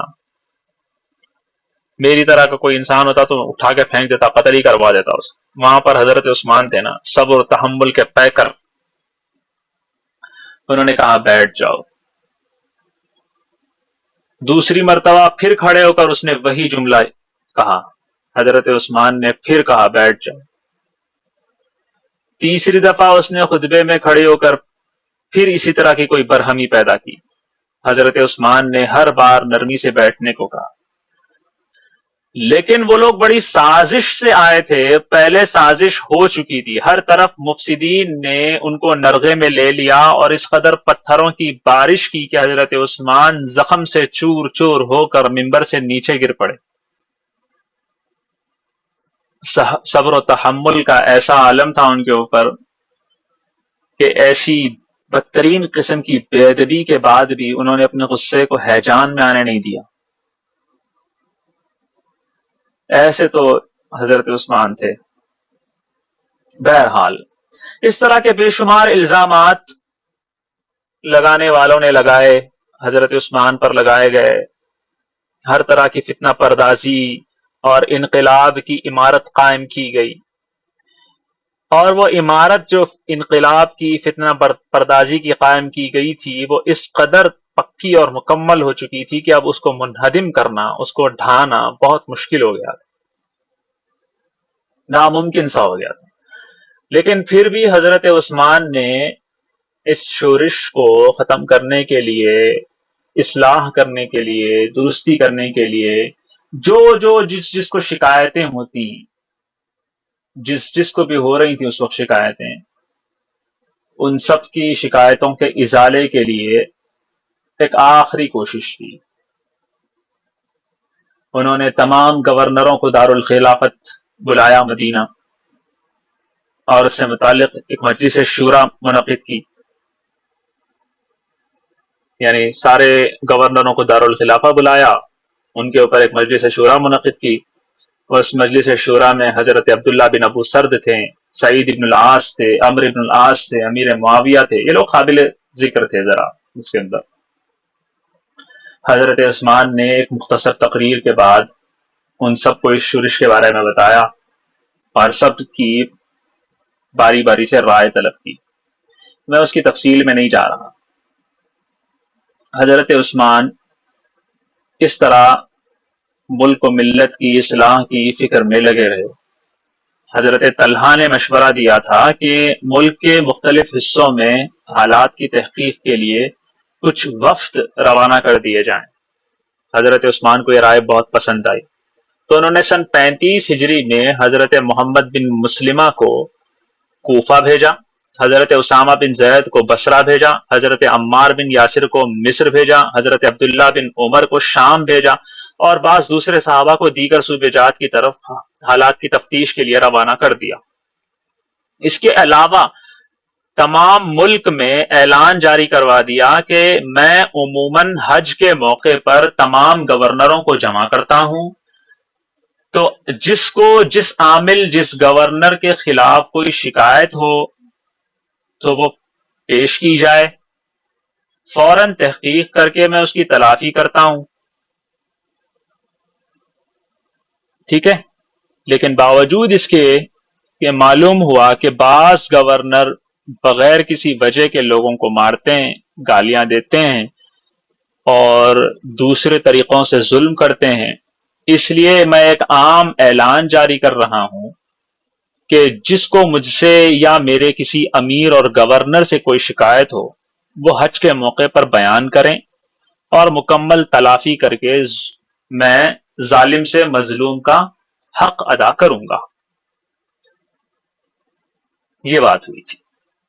یہاں پر دربار خلافت میں مدینہ میں اصلاحات کی تجویز پیش کی جا رہی ہیں اور اصلاحات کی کوششیں کی جا رہی ہیں، تو دوسری طرف اس ملک میں پورے ایک عظیم الشان انقلاب کی فتنہ پردازی کی سازش مکمل ہو چکی تھی۔ بصرہ، کوفہ اور مصر کے جو فتنہ پرداز تھے انہوں نے آپس میں طے کر رکھا تھا کہ اپنے اپنے شہر سے حاجیوں کے بھیس میں کچھ افراد کو مدینہ بھیج دیا جائے تاکہ حضرت عثمان سے زبردستی مطالبات تسلیم کروائے جائیں، کیونکہ حضرت عثمان نے یہ کہا آپ لوگوں کو جو بھی شکایت ہو میرے سامنے پیش کریں، ہم اس کے تحقیق کر کے فوراً سے رفع دفع کریں گے، معاملہ آپ کی جو شکایت ہے اس کو دور کریں گے۔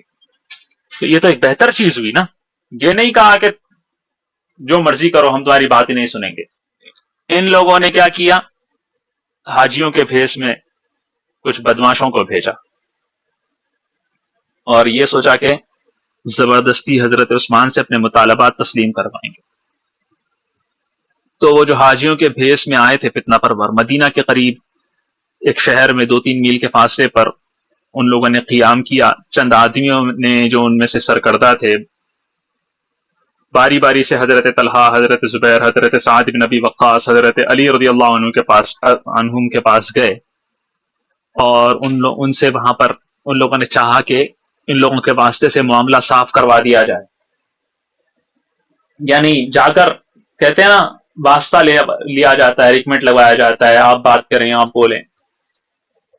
ان سب نے اس جھگڑے میں پڑنے سے انکار کر دیا، کیونکہ ان لوگوں کو پتا تھا یہ فتنہ پرور سازشیں ہیں، بھائی ہم کسی کے بارے میں کیوں کہیں، کسی کا بھی کیوں، ہم جاؤ تم جا کے خود کر لو۔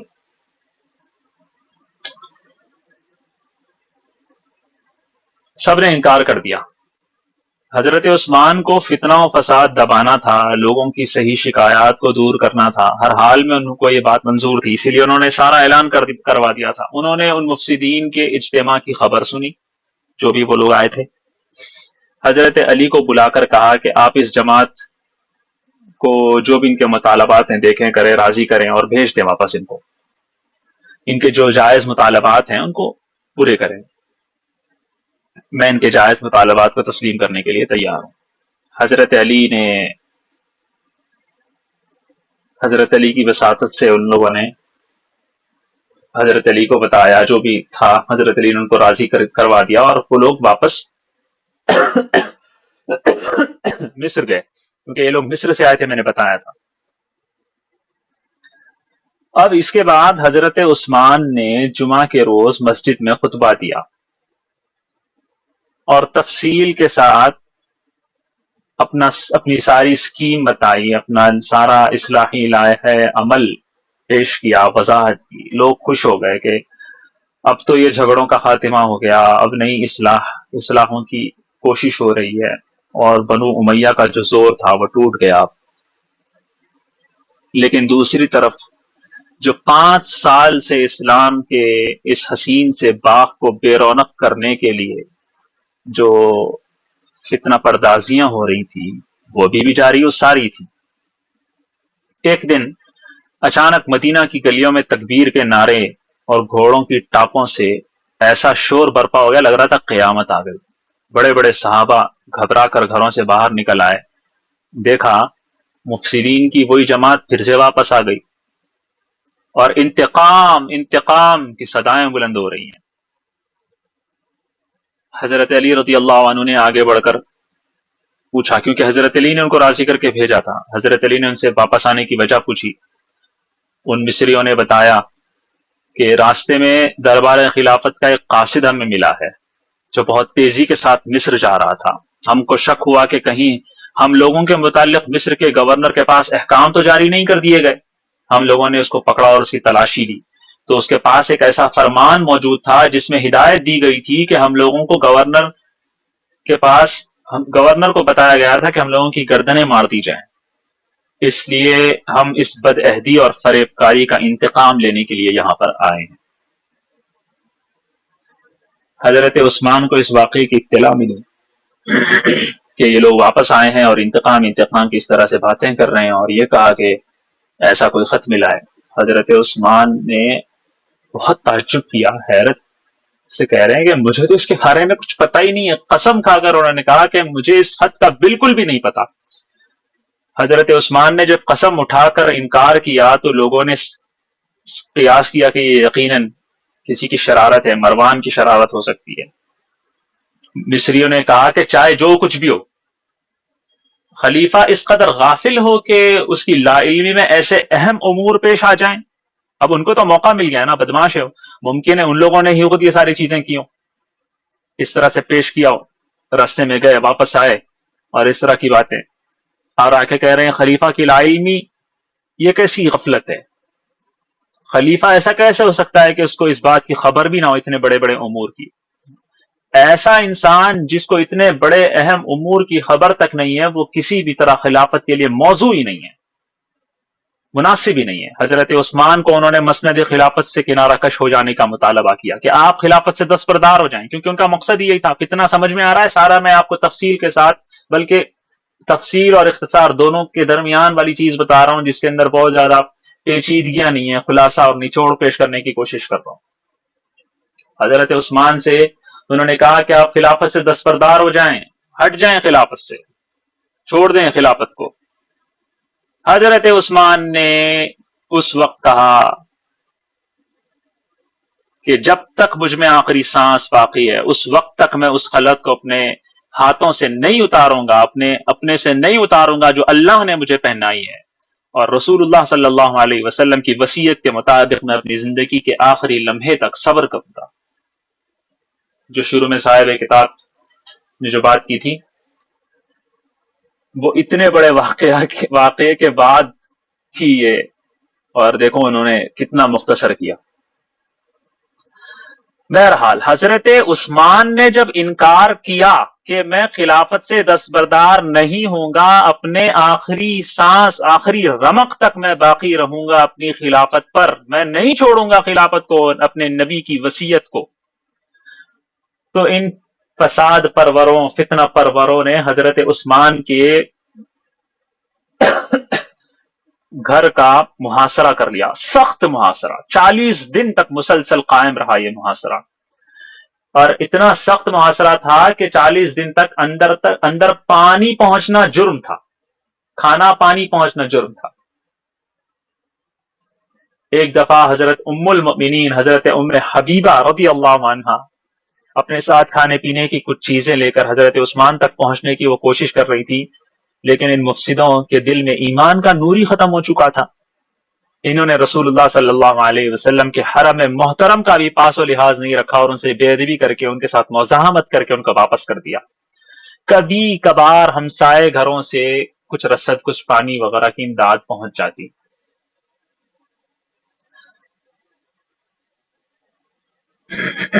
فساد برپا کرنے والوں نے ہر طرح کی جرات کر لی تھی، یہاں تک کہ حضرت عبداللہ بن سلام، ابو ہریرہ، سعد بن ابی وقاص، زید بن ثابت جیسے اکابر صحابہ کی بھی انہوں نے کچھ بھی نہیں سنی اور ان کی توہین کی. حضرت عثمان نے حضرت علی کو بلایا.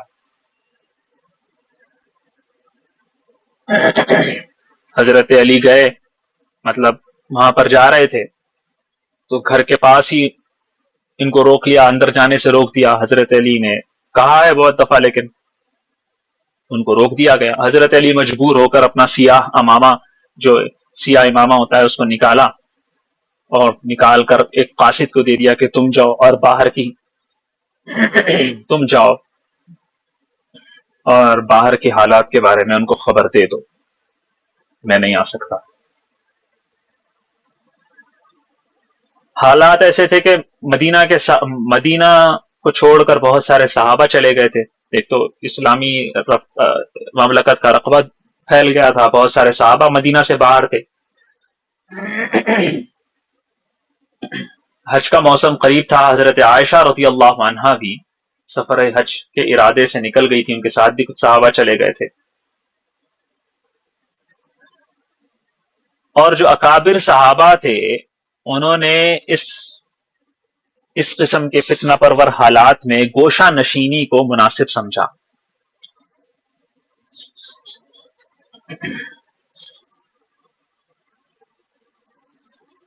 جو بڑے بڑے صحابہ تھے. اب یہاں پر ایک سوال پیدا ہو سکتا ہے، تو میں سوچ رہا ہوں ابھی بتا دوں کہ ایسی کیا ضرورت پڑ گئی، بھائی نظر نہیں آ رہے فتنے، پھر بھی جو ہے صحابہ اندر بیٹھ گئے گھروں میں. اصل میں آگے آئے گا کتاب میں بتاؤں گا، بس مختصر طور پر بتا دیتا ہوں۔ حضور نے خود بتا دیا تھا کہ جب اس طرح کے فتنے ہوں گے تو اپنی تلواریں توڑ دینا اور اپنے گھروں میں رہنا، باہر نہ نکلنا۔ میں بتا رہا ہوں نا، یہ فتنے ایسے خطرناک ہیں اور ان سازش رچانے والوں نے ایسی سازشوں کی سور پھونک دی ہیں جس کی آواز آج بھی بڑے بڑے لکھاریوں کی تحریروں میں سنائی دیتی ہے۔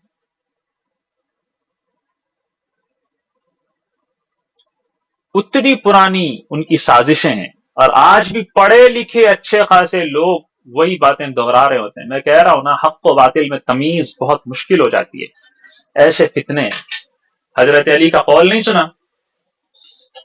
سب سے بہتر ابو بکر، اس کے بعد عمر، اس کے بعد ہم لوگوں کو فتنے نے آ گھیر لیا۔ کل سنایا تھا نا میں نے، بہت عجیب و غریب فتنے۔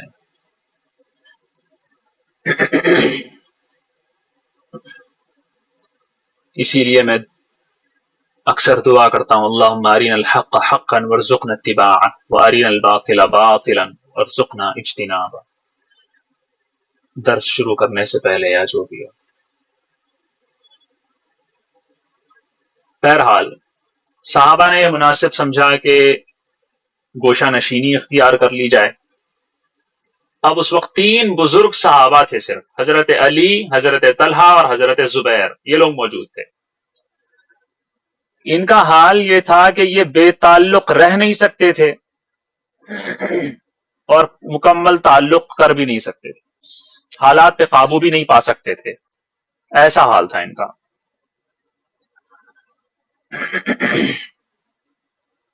تینوں صحابہ نے کچھ نہ کچھ کوشش کی، مگر یہ جو ہنگامہ ہو گیا تھا، اس ہنگامے میں کسی نے ان لوگوں کی نہیں سنی، یعنی یہ جو بھی فتنہ پرور تھے۔ اس لیے ان تینوں صحابہ نے عملی طور پر علیحدہ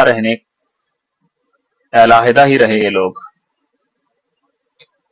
یہ لوگ علیحدہ رہے، مگر اپنے جگر گوشوں کو انہوں نے خلیفہ وقت حضرت عثمان کی حفاظت کے لیے بھیج دیا۔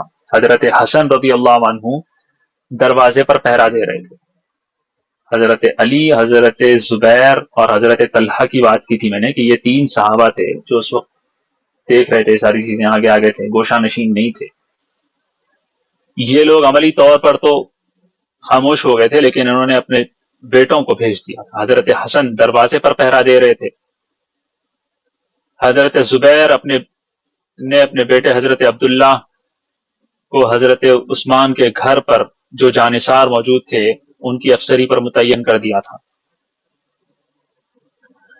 اس طرح سے ہو رہا تھا۔ حضرت عثمان اپنے گھر کی بالائی منزل پر چڑھ کر تقریریں کرتے اور سب کو بتاتے، سمجھاتے۔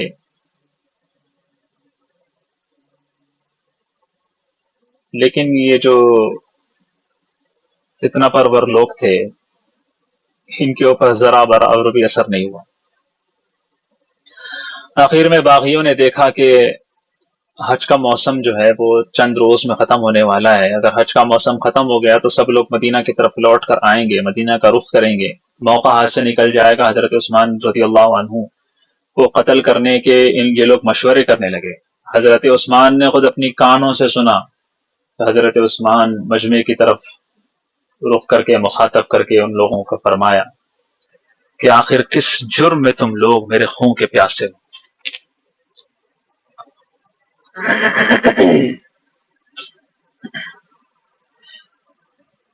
اسلام کا جو قانون ہے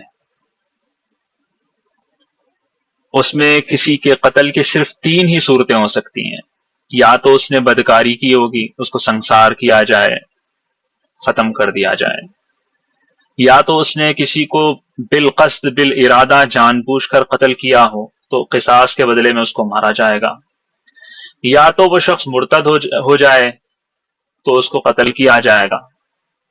یہ 3 ہی صورتیں ہیں کسی کو قتل کرنے کی اسلام میں، یعنی مسلمان ہونے کے بعد۔ میں نے نہ جاہلیت میں نہ اسلام میں کبھی بدکاری کی، نہ میں نے کسی کو جان بوجھ کر بالقصد قتل کیا، نہ میں نے اسلام لانے کے بعد ارتداد اختیار کیا، اب بھی میں گواہی دیتا ہوں کہ خدا ایک ہے اور محمد صلی اللہ علیہ وسلم اللہ کے بندے اور اس کے رسول ہیں۔ لیکن باغیوں پر اس تقریر کا کوئی اثر نہیں ہوا۔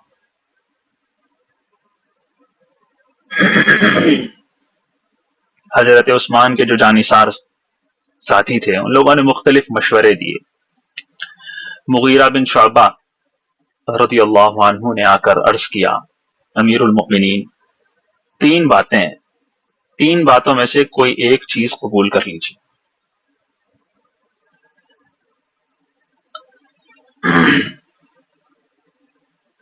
آپ کی طرف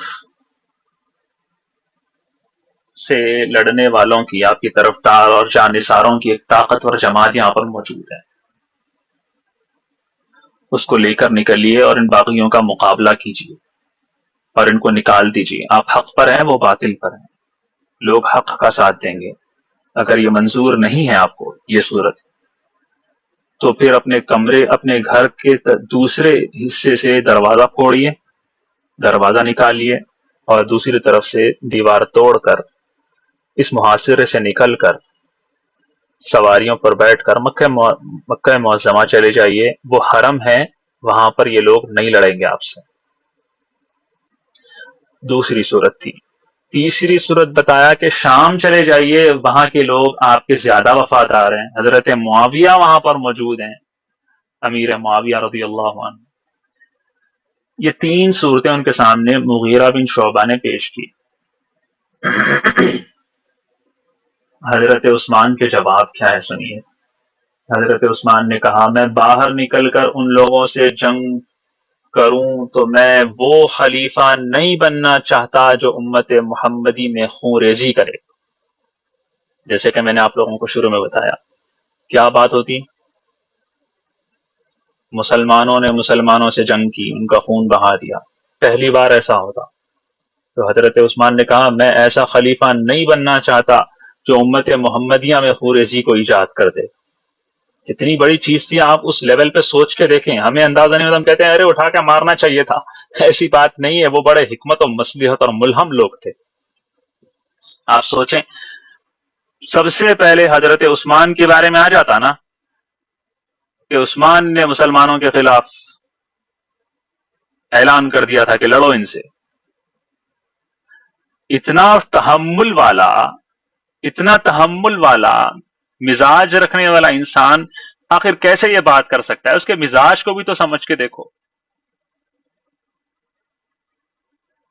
اندازہ کرو۔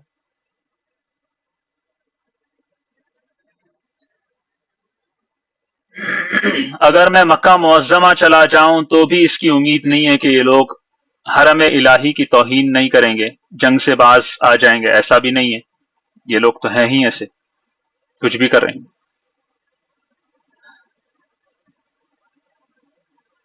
اور میں حضور صلی اللہ علیہ وسلم کی پیشن گوئی کے مطابق وہ شخص نہیں بننا چاہتا جو مکہ جا کر اس کی بے حرمتی کا باعث بنے گا۔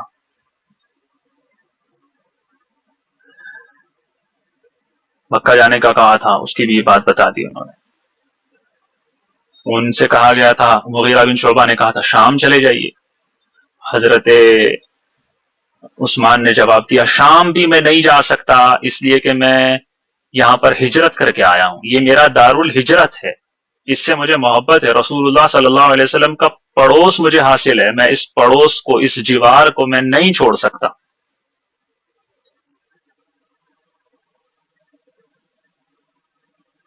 یہ جواب انہوں نے پیش کیا، اور یہ کتاب میں بھی موجود ہے۔ مغیرہ بن شعبہ کے اس واقعے کو، حضرت عثمان سے جو انہوں نے بات کی ہے، اس کو انہوں نے پیش کیا۔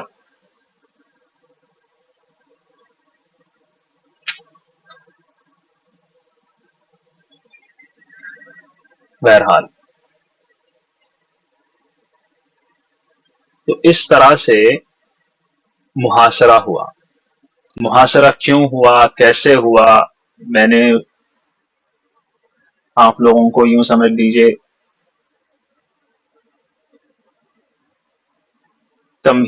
تفصیل اور اختصار دونوں کا جامع عطر میں نے آپ لوگوں کے سامنے پیش کیا۔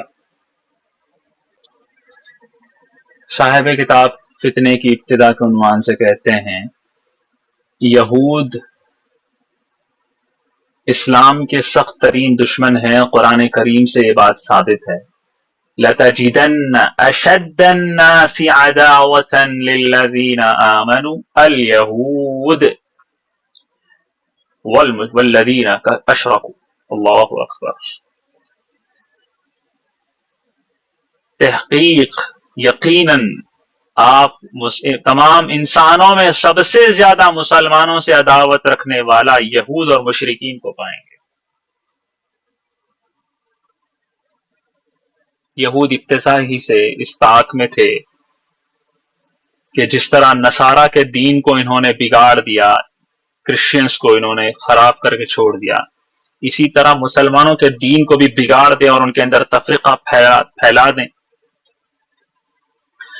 ابو بکر صدیق اور عمر فاروق رضی اللہ عنہ کے زمانے میں ان لوگوں کو موقع نہیں مل سکا، اس لیے کہ ان دونوں کی خلافت میں ادنا سے ادنا امور پر سخت قسم کی دار و گیر پکڑ پوچھ ہو جاتی، گنجائش کے باوجود بھی رعایت نہیں ہوتی تھی، عزیمت پر پورا کا پورا عمل ہوتا تھا، چھوٹی سے چھوٹی جزئی سے جزئی بات پر توجہ مبذول رہتی تھی، کسی بھی دشمن کو فتنہ انگیزی کا ذرا برابر بھی موقع نہیں ملتا تھا۔ حضرت عثمان ذو النورین کے عہد خلافت میں مملکت اسلامیہ کے حدود وہم و گمان سے بھی زیادہ پھیل چکے تھے، مسلمانوں میں مالداری تمول غیر معمولی طور پر بڑھ گئی تھی۔ حضرت عثمان کے دور خلافت میں ادنا سے ادنا فقیر بھی مالدار بن گیا تھا۔ ظاہر ہے کہ جب دولت آتی ہے تو دولت اپنا خاصہ لے کر آتی ہے، انسان تعیش پسند ہو جاتا ہے، دنیا کی حرص و طمع میں لگ جاتا ہے، مالدار کو کتنا ہی مال مل جائے مگر وہ ہر وقت یہی کہہ رہا ہے، حل میں مزید حل میں مزید کہتا رہتا ہے، اور مل جائے تو اچھا ہے، اور مل جائے تو اچھا ہے۔ یہ چیز بھی آ گئی تھی اس وقت۔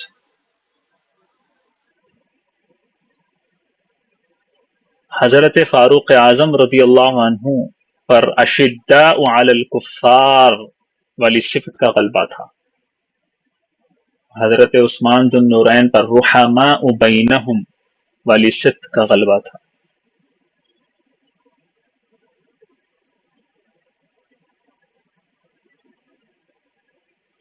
حضرت عثمان کے بارے میں خود حضور نے بار بار کہا کہ ان پر حیا والی صفت کا بہت زیادہ غلبہ ہوتا ہے، اور اس غلبے وہ ایسا غلبہ ہوتا ہے کہ رحمان کے فرشتے بھی ان سے شرماتے ہیں، ایسا حیا وہ کرتے ہیں، کوئی آسان چیز نہیں ہے۔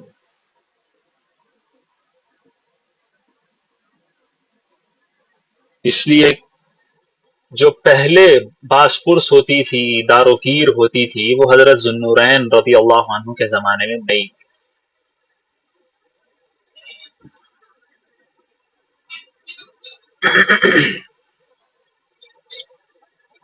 دائرہ اسلامی فتوحات کی وجہ سے بہت وسیع ہو گیا تھا، لوگوں میں وہ قوت ایمانی نہیں تھی جو حضرت محمد صلی اللہ علیہ وسلم، ابو بکر صدیق عمر فاروق کے زمانے میں تھی۔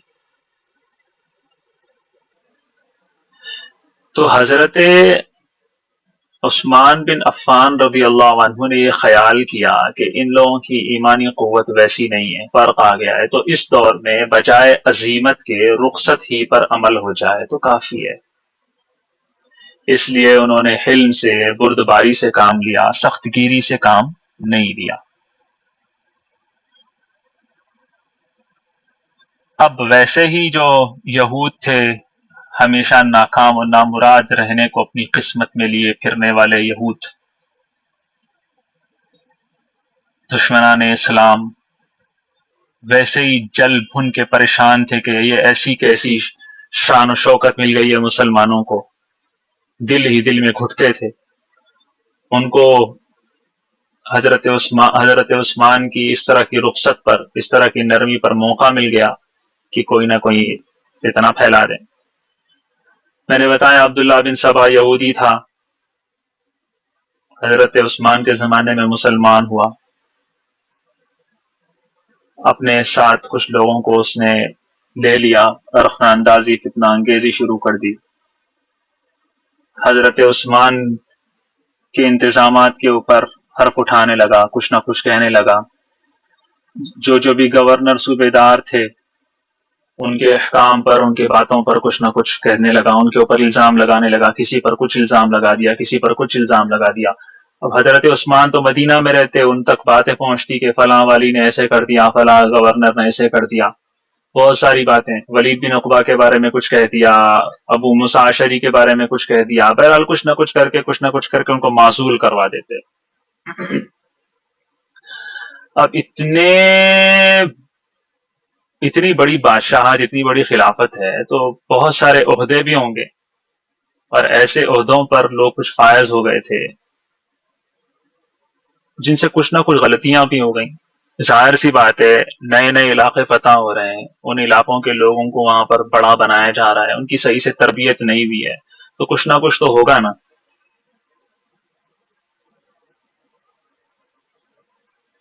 بہرحال شروع میں تو یہ لوگ باتیں کرتے تھے، یہ وہ سناتے تھے، درخواست کرتے تھے معزولی کی۔ بعد میں امیر المؤمنین عثمان غنی رضی اللہ عنہ کی ہی معزولی کے اوپر یہ لوگ گفتگو کرنے لگ گئے۔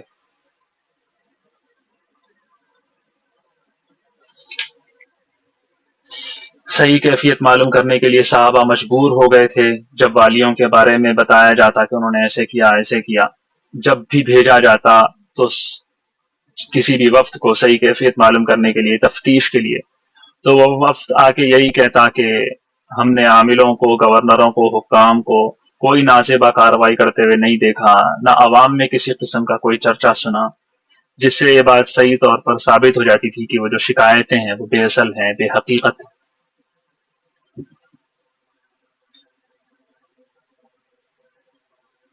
حضرت عثمان رضی اللہ عنہ کو پہلے سے علم تھا اس فتنے کا، ایسی بہت ساری احادیث ہیں جس کے اندر آنے والے فتنوں کے بارے میں حضور صلی اللہ علیہ وسلم نے ان کو آگاہ فرما دیا تھا۔ اس میں سے ایک فتنہ حضرت عثمان غنی کی شہادت کا بھی تھا۔ اتنی کثرت سے حدیثیں وارد ہوئی حضرت عثمان کی شہادت سے متعلق کہ تواتر معنوی کو پہنچ گئی ہیں۔ حضرت عثمان غنی کو کیا نہیں پتا ہوگا، ان کو بھی پتا تھا کہ حضرت عثمان شہید ہوں گے، ان کی شہادت کے وقت ایک عظیم فتنہ برپا ہوگا، ایسا فتنہ برپا ہوگا جو لوگوں کی حالتوں کو، لوگوں کے رواجوں کو ہی بدل کے رکھ دے گا، اور اس کی آفت پوری دنیا کو اپنی لپیٹ میں لے لے گی۔ حضور نے کہا کہ اس فتنے سے پہلے کا جو زمانہ ہوگا وہ بہت خیر و خوبی والا زمانہ ہوگا۔ یہ فتنہ ایسا ہوگا کہ خلافت خاصہ کے نظام کو یہ درہم برہم کر کے رکھ دے گا، زمانے نبوت کی برکتیں پوشیدہ ہو جائیں گی۔ حضرت عثمان غنی کو پیش آنے والے اس فتنے کا، اس ابتلا کا، اس واقعے کا، شہادت کا پہلے سے پتا تھا، یقین تھا، وہ جانتے تھے کہ اس فتنے پر وہ حق پہ ہوں گے اور ان کو ظلماً شہید کر دیا جائے گا۔ حضور صلی اللہ علیہ وسلم نے ان سب باتوں کو اس قدر کھول کے بیان فرما دیا تھا کہ اصل حقیقت سے پردہ اٹھ گیا تھا، سب کے سامنے اللہ تعالیٰ کی تقدیر واضح ہو چکی تھی۔ حضور صلی اللہ علیہ وسلم نے آنے والے فتنے اور زمانے، بلکہ اس کی جگہ، اس کی سمت، ہر چیز واضح کر کے پیش کر دی تھی، اس کی صورت، اس کی صفت، سب کچھ بتا دی تھی حضور صلی اللہ علیہ وسلم نے۔ زمانے کا تعین کر دیا، سمت کا، مکان کے بارے میں بتا دیا، وہ فتنہ کس طرح کا ہوگا وہ سب حضور نے بتا دیا۔ حضرت عبداللہ بن مسعود رضی اللہ عنہ کی حدیث میں ہے کہ رسول اللہ صلی اللہ علیہ وسلم نے فرمایا اسلام کی چکی 35 36 یا 37 سال کے بعد بند ہو جائے گی، اور ایسا ہی ہوا۔ اسلام کی چکی کا مطلب اسلام کی جو فتوحات کا زمانہ ہے، جو پھیلنے کا زمانہ ہے، جو برکتوں کا زمانہ ہے۔ حضرت عثمان غنی سن 35 میں شہید ہوئے، حضور نے کہا 35 36 یا 37۔ حضرت عثمان تک زبردست قسم کی فتوحات ہوئیں، اور حضرت عثمان کی شہادت کے بعد جہاد اور اسلامی فتوحات کا نظام بالکل معطل اور بند ہو کے رہ گیا۔ حضور نے پہلے بتا دیا تھا نا 35 36 یا 37، تو حضور نے اس فتنے کے زمانے کا تعین کر دیا، طے کر دیا، بتا دیا اب ہوگا، مطلب یہ سال جو ہوں گے۔ حضرت عبداللہ بن عمر رضی اللہ عنہ اور کچھ صحابہ اکرام کی جماعت ہے، ان لوگوں سے مروی ہے حضور صلی اللہ علیہ وسلم نے فرمایا فتنے کا ظہور اس جگہ سے ہوگا جہاں سے شیطان کا سینگ نکلتا ہے، جہاں شیطان کا سینگ ہوتا ہے، یعنی مشرق کی جانب جہاں سے آفتاب طلوع ہوتا ہے۔ حضور نے بتا دیا کہ مشرق کی طرف سے فتنے کی ابتدا ہوگی۔ حضرت عثمان غنی رضی اللہ عنہ کی شہادت کا جو فتنہ شروع ہوا تھا وہ عراق کی جانب سے ہوا تھا، اور عراق مدینہ کی مشرقی جانب ہے۔ تو ایک طرف حضور نے زمانہ بتا دیا، ایک طرف حضور نے اس کی سمت بتا دی کہ کہاں سے ہوگا۔ فتنے کی صورت اور کیفیت، اس کی صفت کے بارے میں بھی حضور نے بتا دیا۔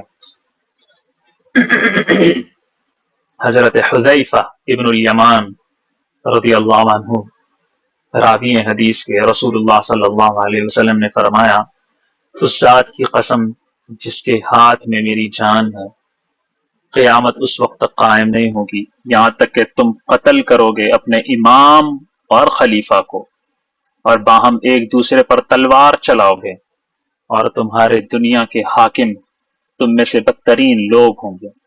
ترمذی میں روایت موجود ہے۔ اسی طرح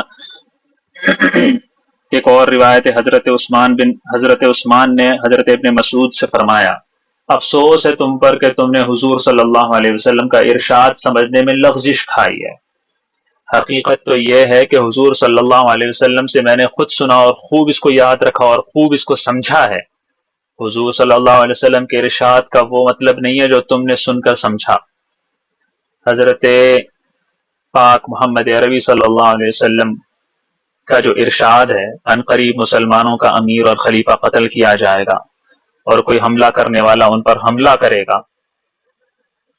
تو حضرت عثمان نے فرمایا یہ امیر مقتول میں ہوں۔ میں کون کہہ رہے ہیں؟ حضرت عثمان کہہ رہے ہیں۔ حضرت عبداللہ بن مسعود سمجھتے تھے کہ اس سے یہ جو حضور بول رہے ہیں یہ حضرت عمر کے بارے میں کہہ رہے ہیں، تو حضرت عثمان اس کے بارے میں بتا رہے ہیں حضور نے کہا کہ یہ فتنہ پرور جماعت ہوگی جو ان کے اوپر اس خلیفہ کو ختم کرے گی، اس امام کو ختم کرے گی۔ حضرت عمر کو تو ایک شخص نے مارا تھا، صرف ایک شخص نے قتل کیا تھا، اور مجھ پر تو قتل کے لیے ہجوم اور ہنگامہ ہوگا۔ یہ میں ہوں، ایک جماعت مجھ پر قتل کرے گی، مجھ پر میرے اوپر آ کر قتل کرے گی، اور ایسا ہی ہوا۔ میں نے کہا محاصرہ ہوا تھا، 40 دن تک محاصرہ ہوا، ایک جماعت قتل کیا۔ تفصیل تو ہے بھائی بہت۔ تو ایسی روایات سے صاف ظاہر ہے کہ حضرت عثمان غنی رضی اللہ عنہ کو پہلے سے یقین تھا کہ وہ فتنہ پروروں کے ہاتھوں ظلمن شہید ہوں گے۔ ایسی بہت ساری حدیثیں ہیں جس کے اندر حضور صلی اللہ علیہ وسلم نے حضرت عثمان کے آزمائش میں پڑھنے اور ان کی شہادت کے ہونے کی خبریں دی ہیں۔ حضور صلی اللہ علیہ وسلم نے حضرت عثمان رضی اللہ عنہ کو آنے والے فتنے کے بارے میں بتایا اور ان کو وصیت کی کہ تم نے صبر کرنا ہے عثمان، شاید اللہ تعالیٰ تمہیں قمیص خلافت پہنائے گا، لوگ تم سے چاہیں گے کہ تم قمیص خلافت اتار دو جو اللہ تعالیٰ نے تمہیں عطا کی ہوئی ہوگی۔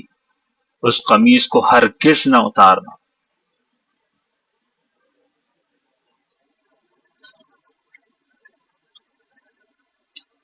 یہاں تک آج کے لیے اتنا ہی رکھتے ہیں۔ جب صحیح واقعات، صحیح باتیں ذہن نشین ہو جاتی ہیں تو پھر گڑمڑ واقعات کو سمجھنے میں رہنمائی ملتی ہے، ورنہ پھر وہی بھٹکتے رہیں گے، لاکھ سن لو، ایک کان سے سنی ایک کان سے نکال دی، تو پھر کیا فائدہ ہوگا۔ میں نے بہت بہت بہت آسان کرنے کی کوشش کی ہے، انتہائی درجے آسان زبان، آسان اسلوب، آسان طریقہ اختیار کرنے کی کوشش کی، ایکسٹرا باتوں میں اپنے آپ کو جانے سے روکا ہے، اور کوئی ایسی بات نہیں میں نے بتائی جس سے آپ لوگوں کو خدشہ اور پریشانی ہو، ایسا کیوں ویسا کیوں، ہر چیز کی وجہ بتاتے ہوئے ہی آگے بڑھانا۔ بہرحال اللہ تعالی ہمارے اس عمل کو قبول فرمائیں، میزان حسنات میں شامل فرمائیں، صحیح فہم نصیب فرمائیں، امت کے اکابر، اسلاف، صحابہ، تابعین، طب تابعین، اولیاء، جتنے بھی محسنین ہیں اسلام کے، علماء، صلحاء، فقہاء، اللہ تعالیٰ ان سب سے محبت، عقیدت نصیب فرمائیں، ان کے بغض سے، ان کی عداوت سے ہمیں بچائے۔ احب الصالحین ولست منہم لعل اللہ یرزقنی صلاحا،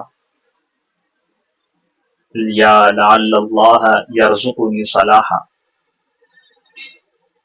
میں صالحین، نیک لوگوں سے محبت تو کرتا ہوں، اگرچہ کہ میں ان میں سے ہوں نہیں، ہو سکتا ہے ان کی محبت کی وجہ سے اللہ تعالیٰ مجھے بھی صالح بنا دے، ایٹ لیسٹ محبت تو کرنی چاہیے نا ان لوگوں سے۔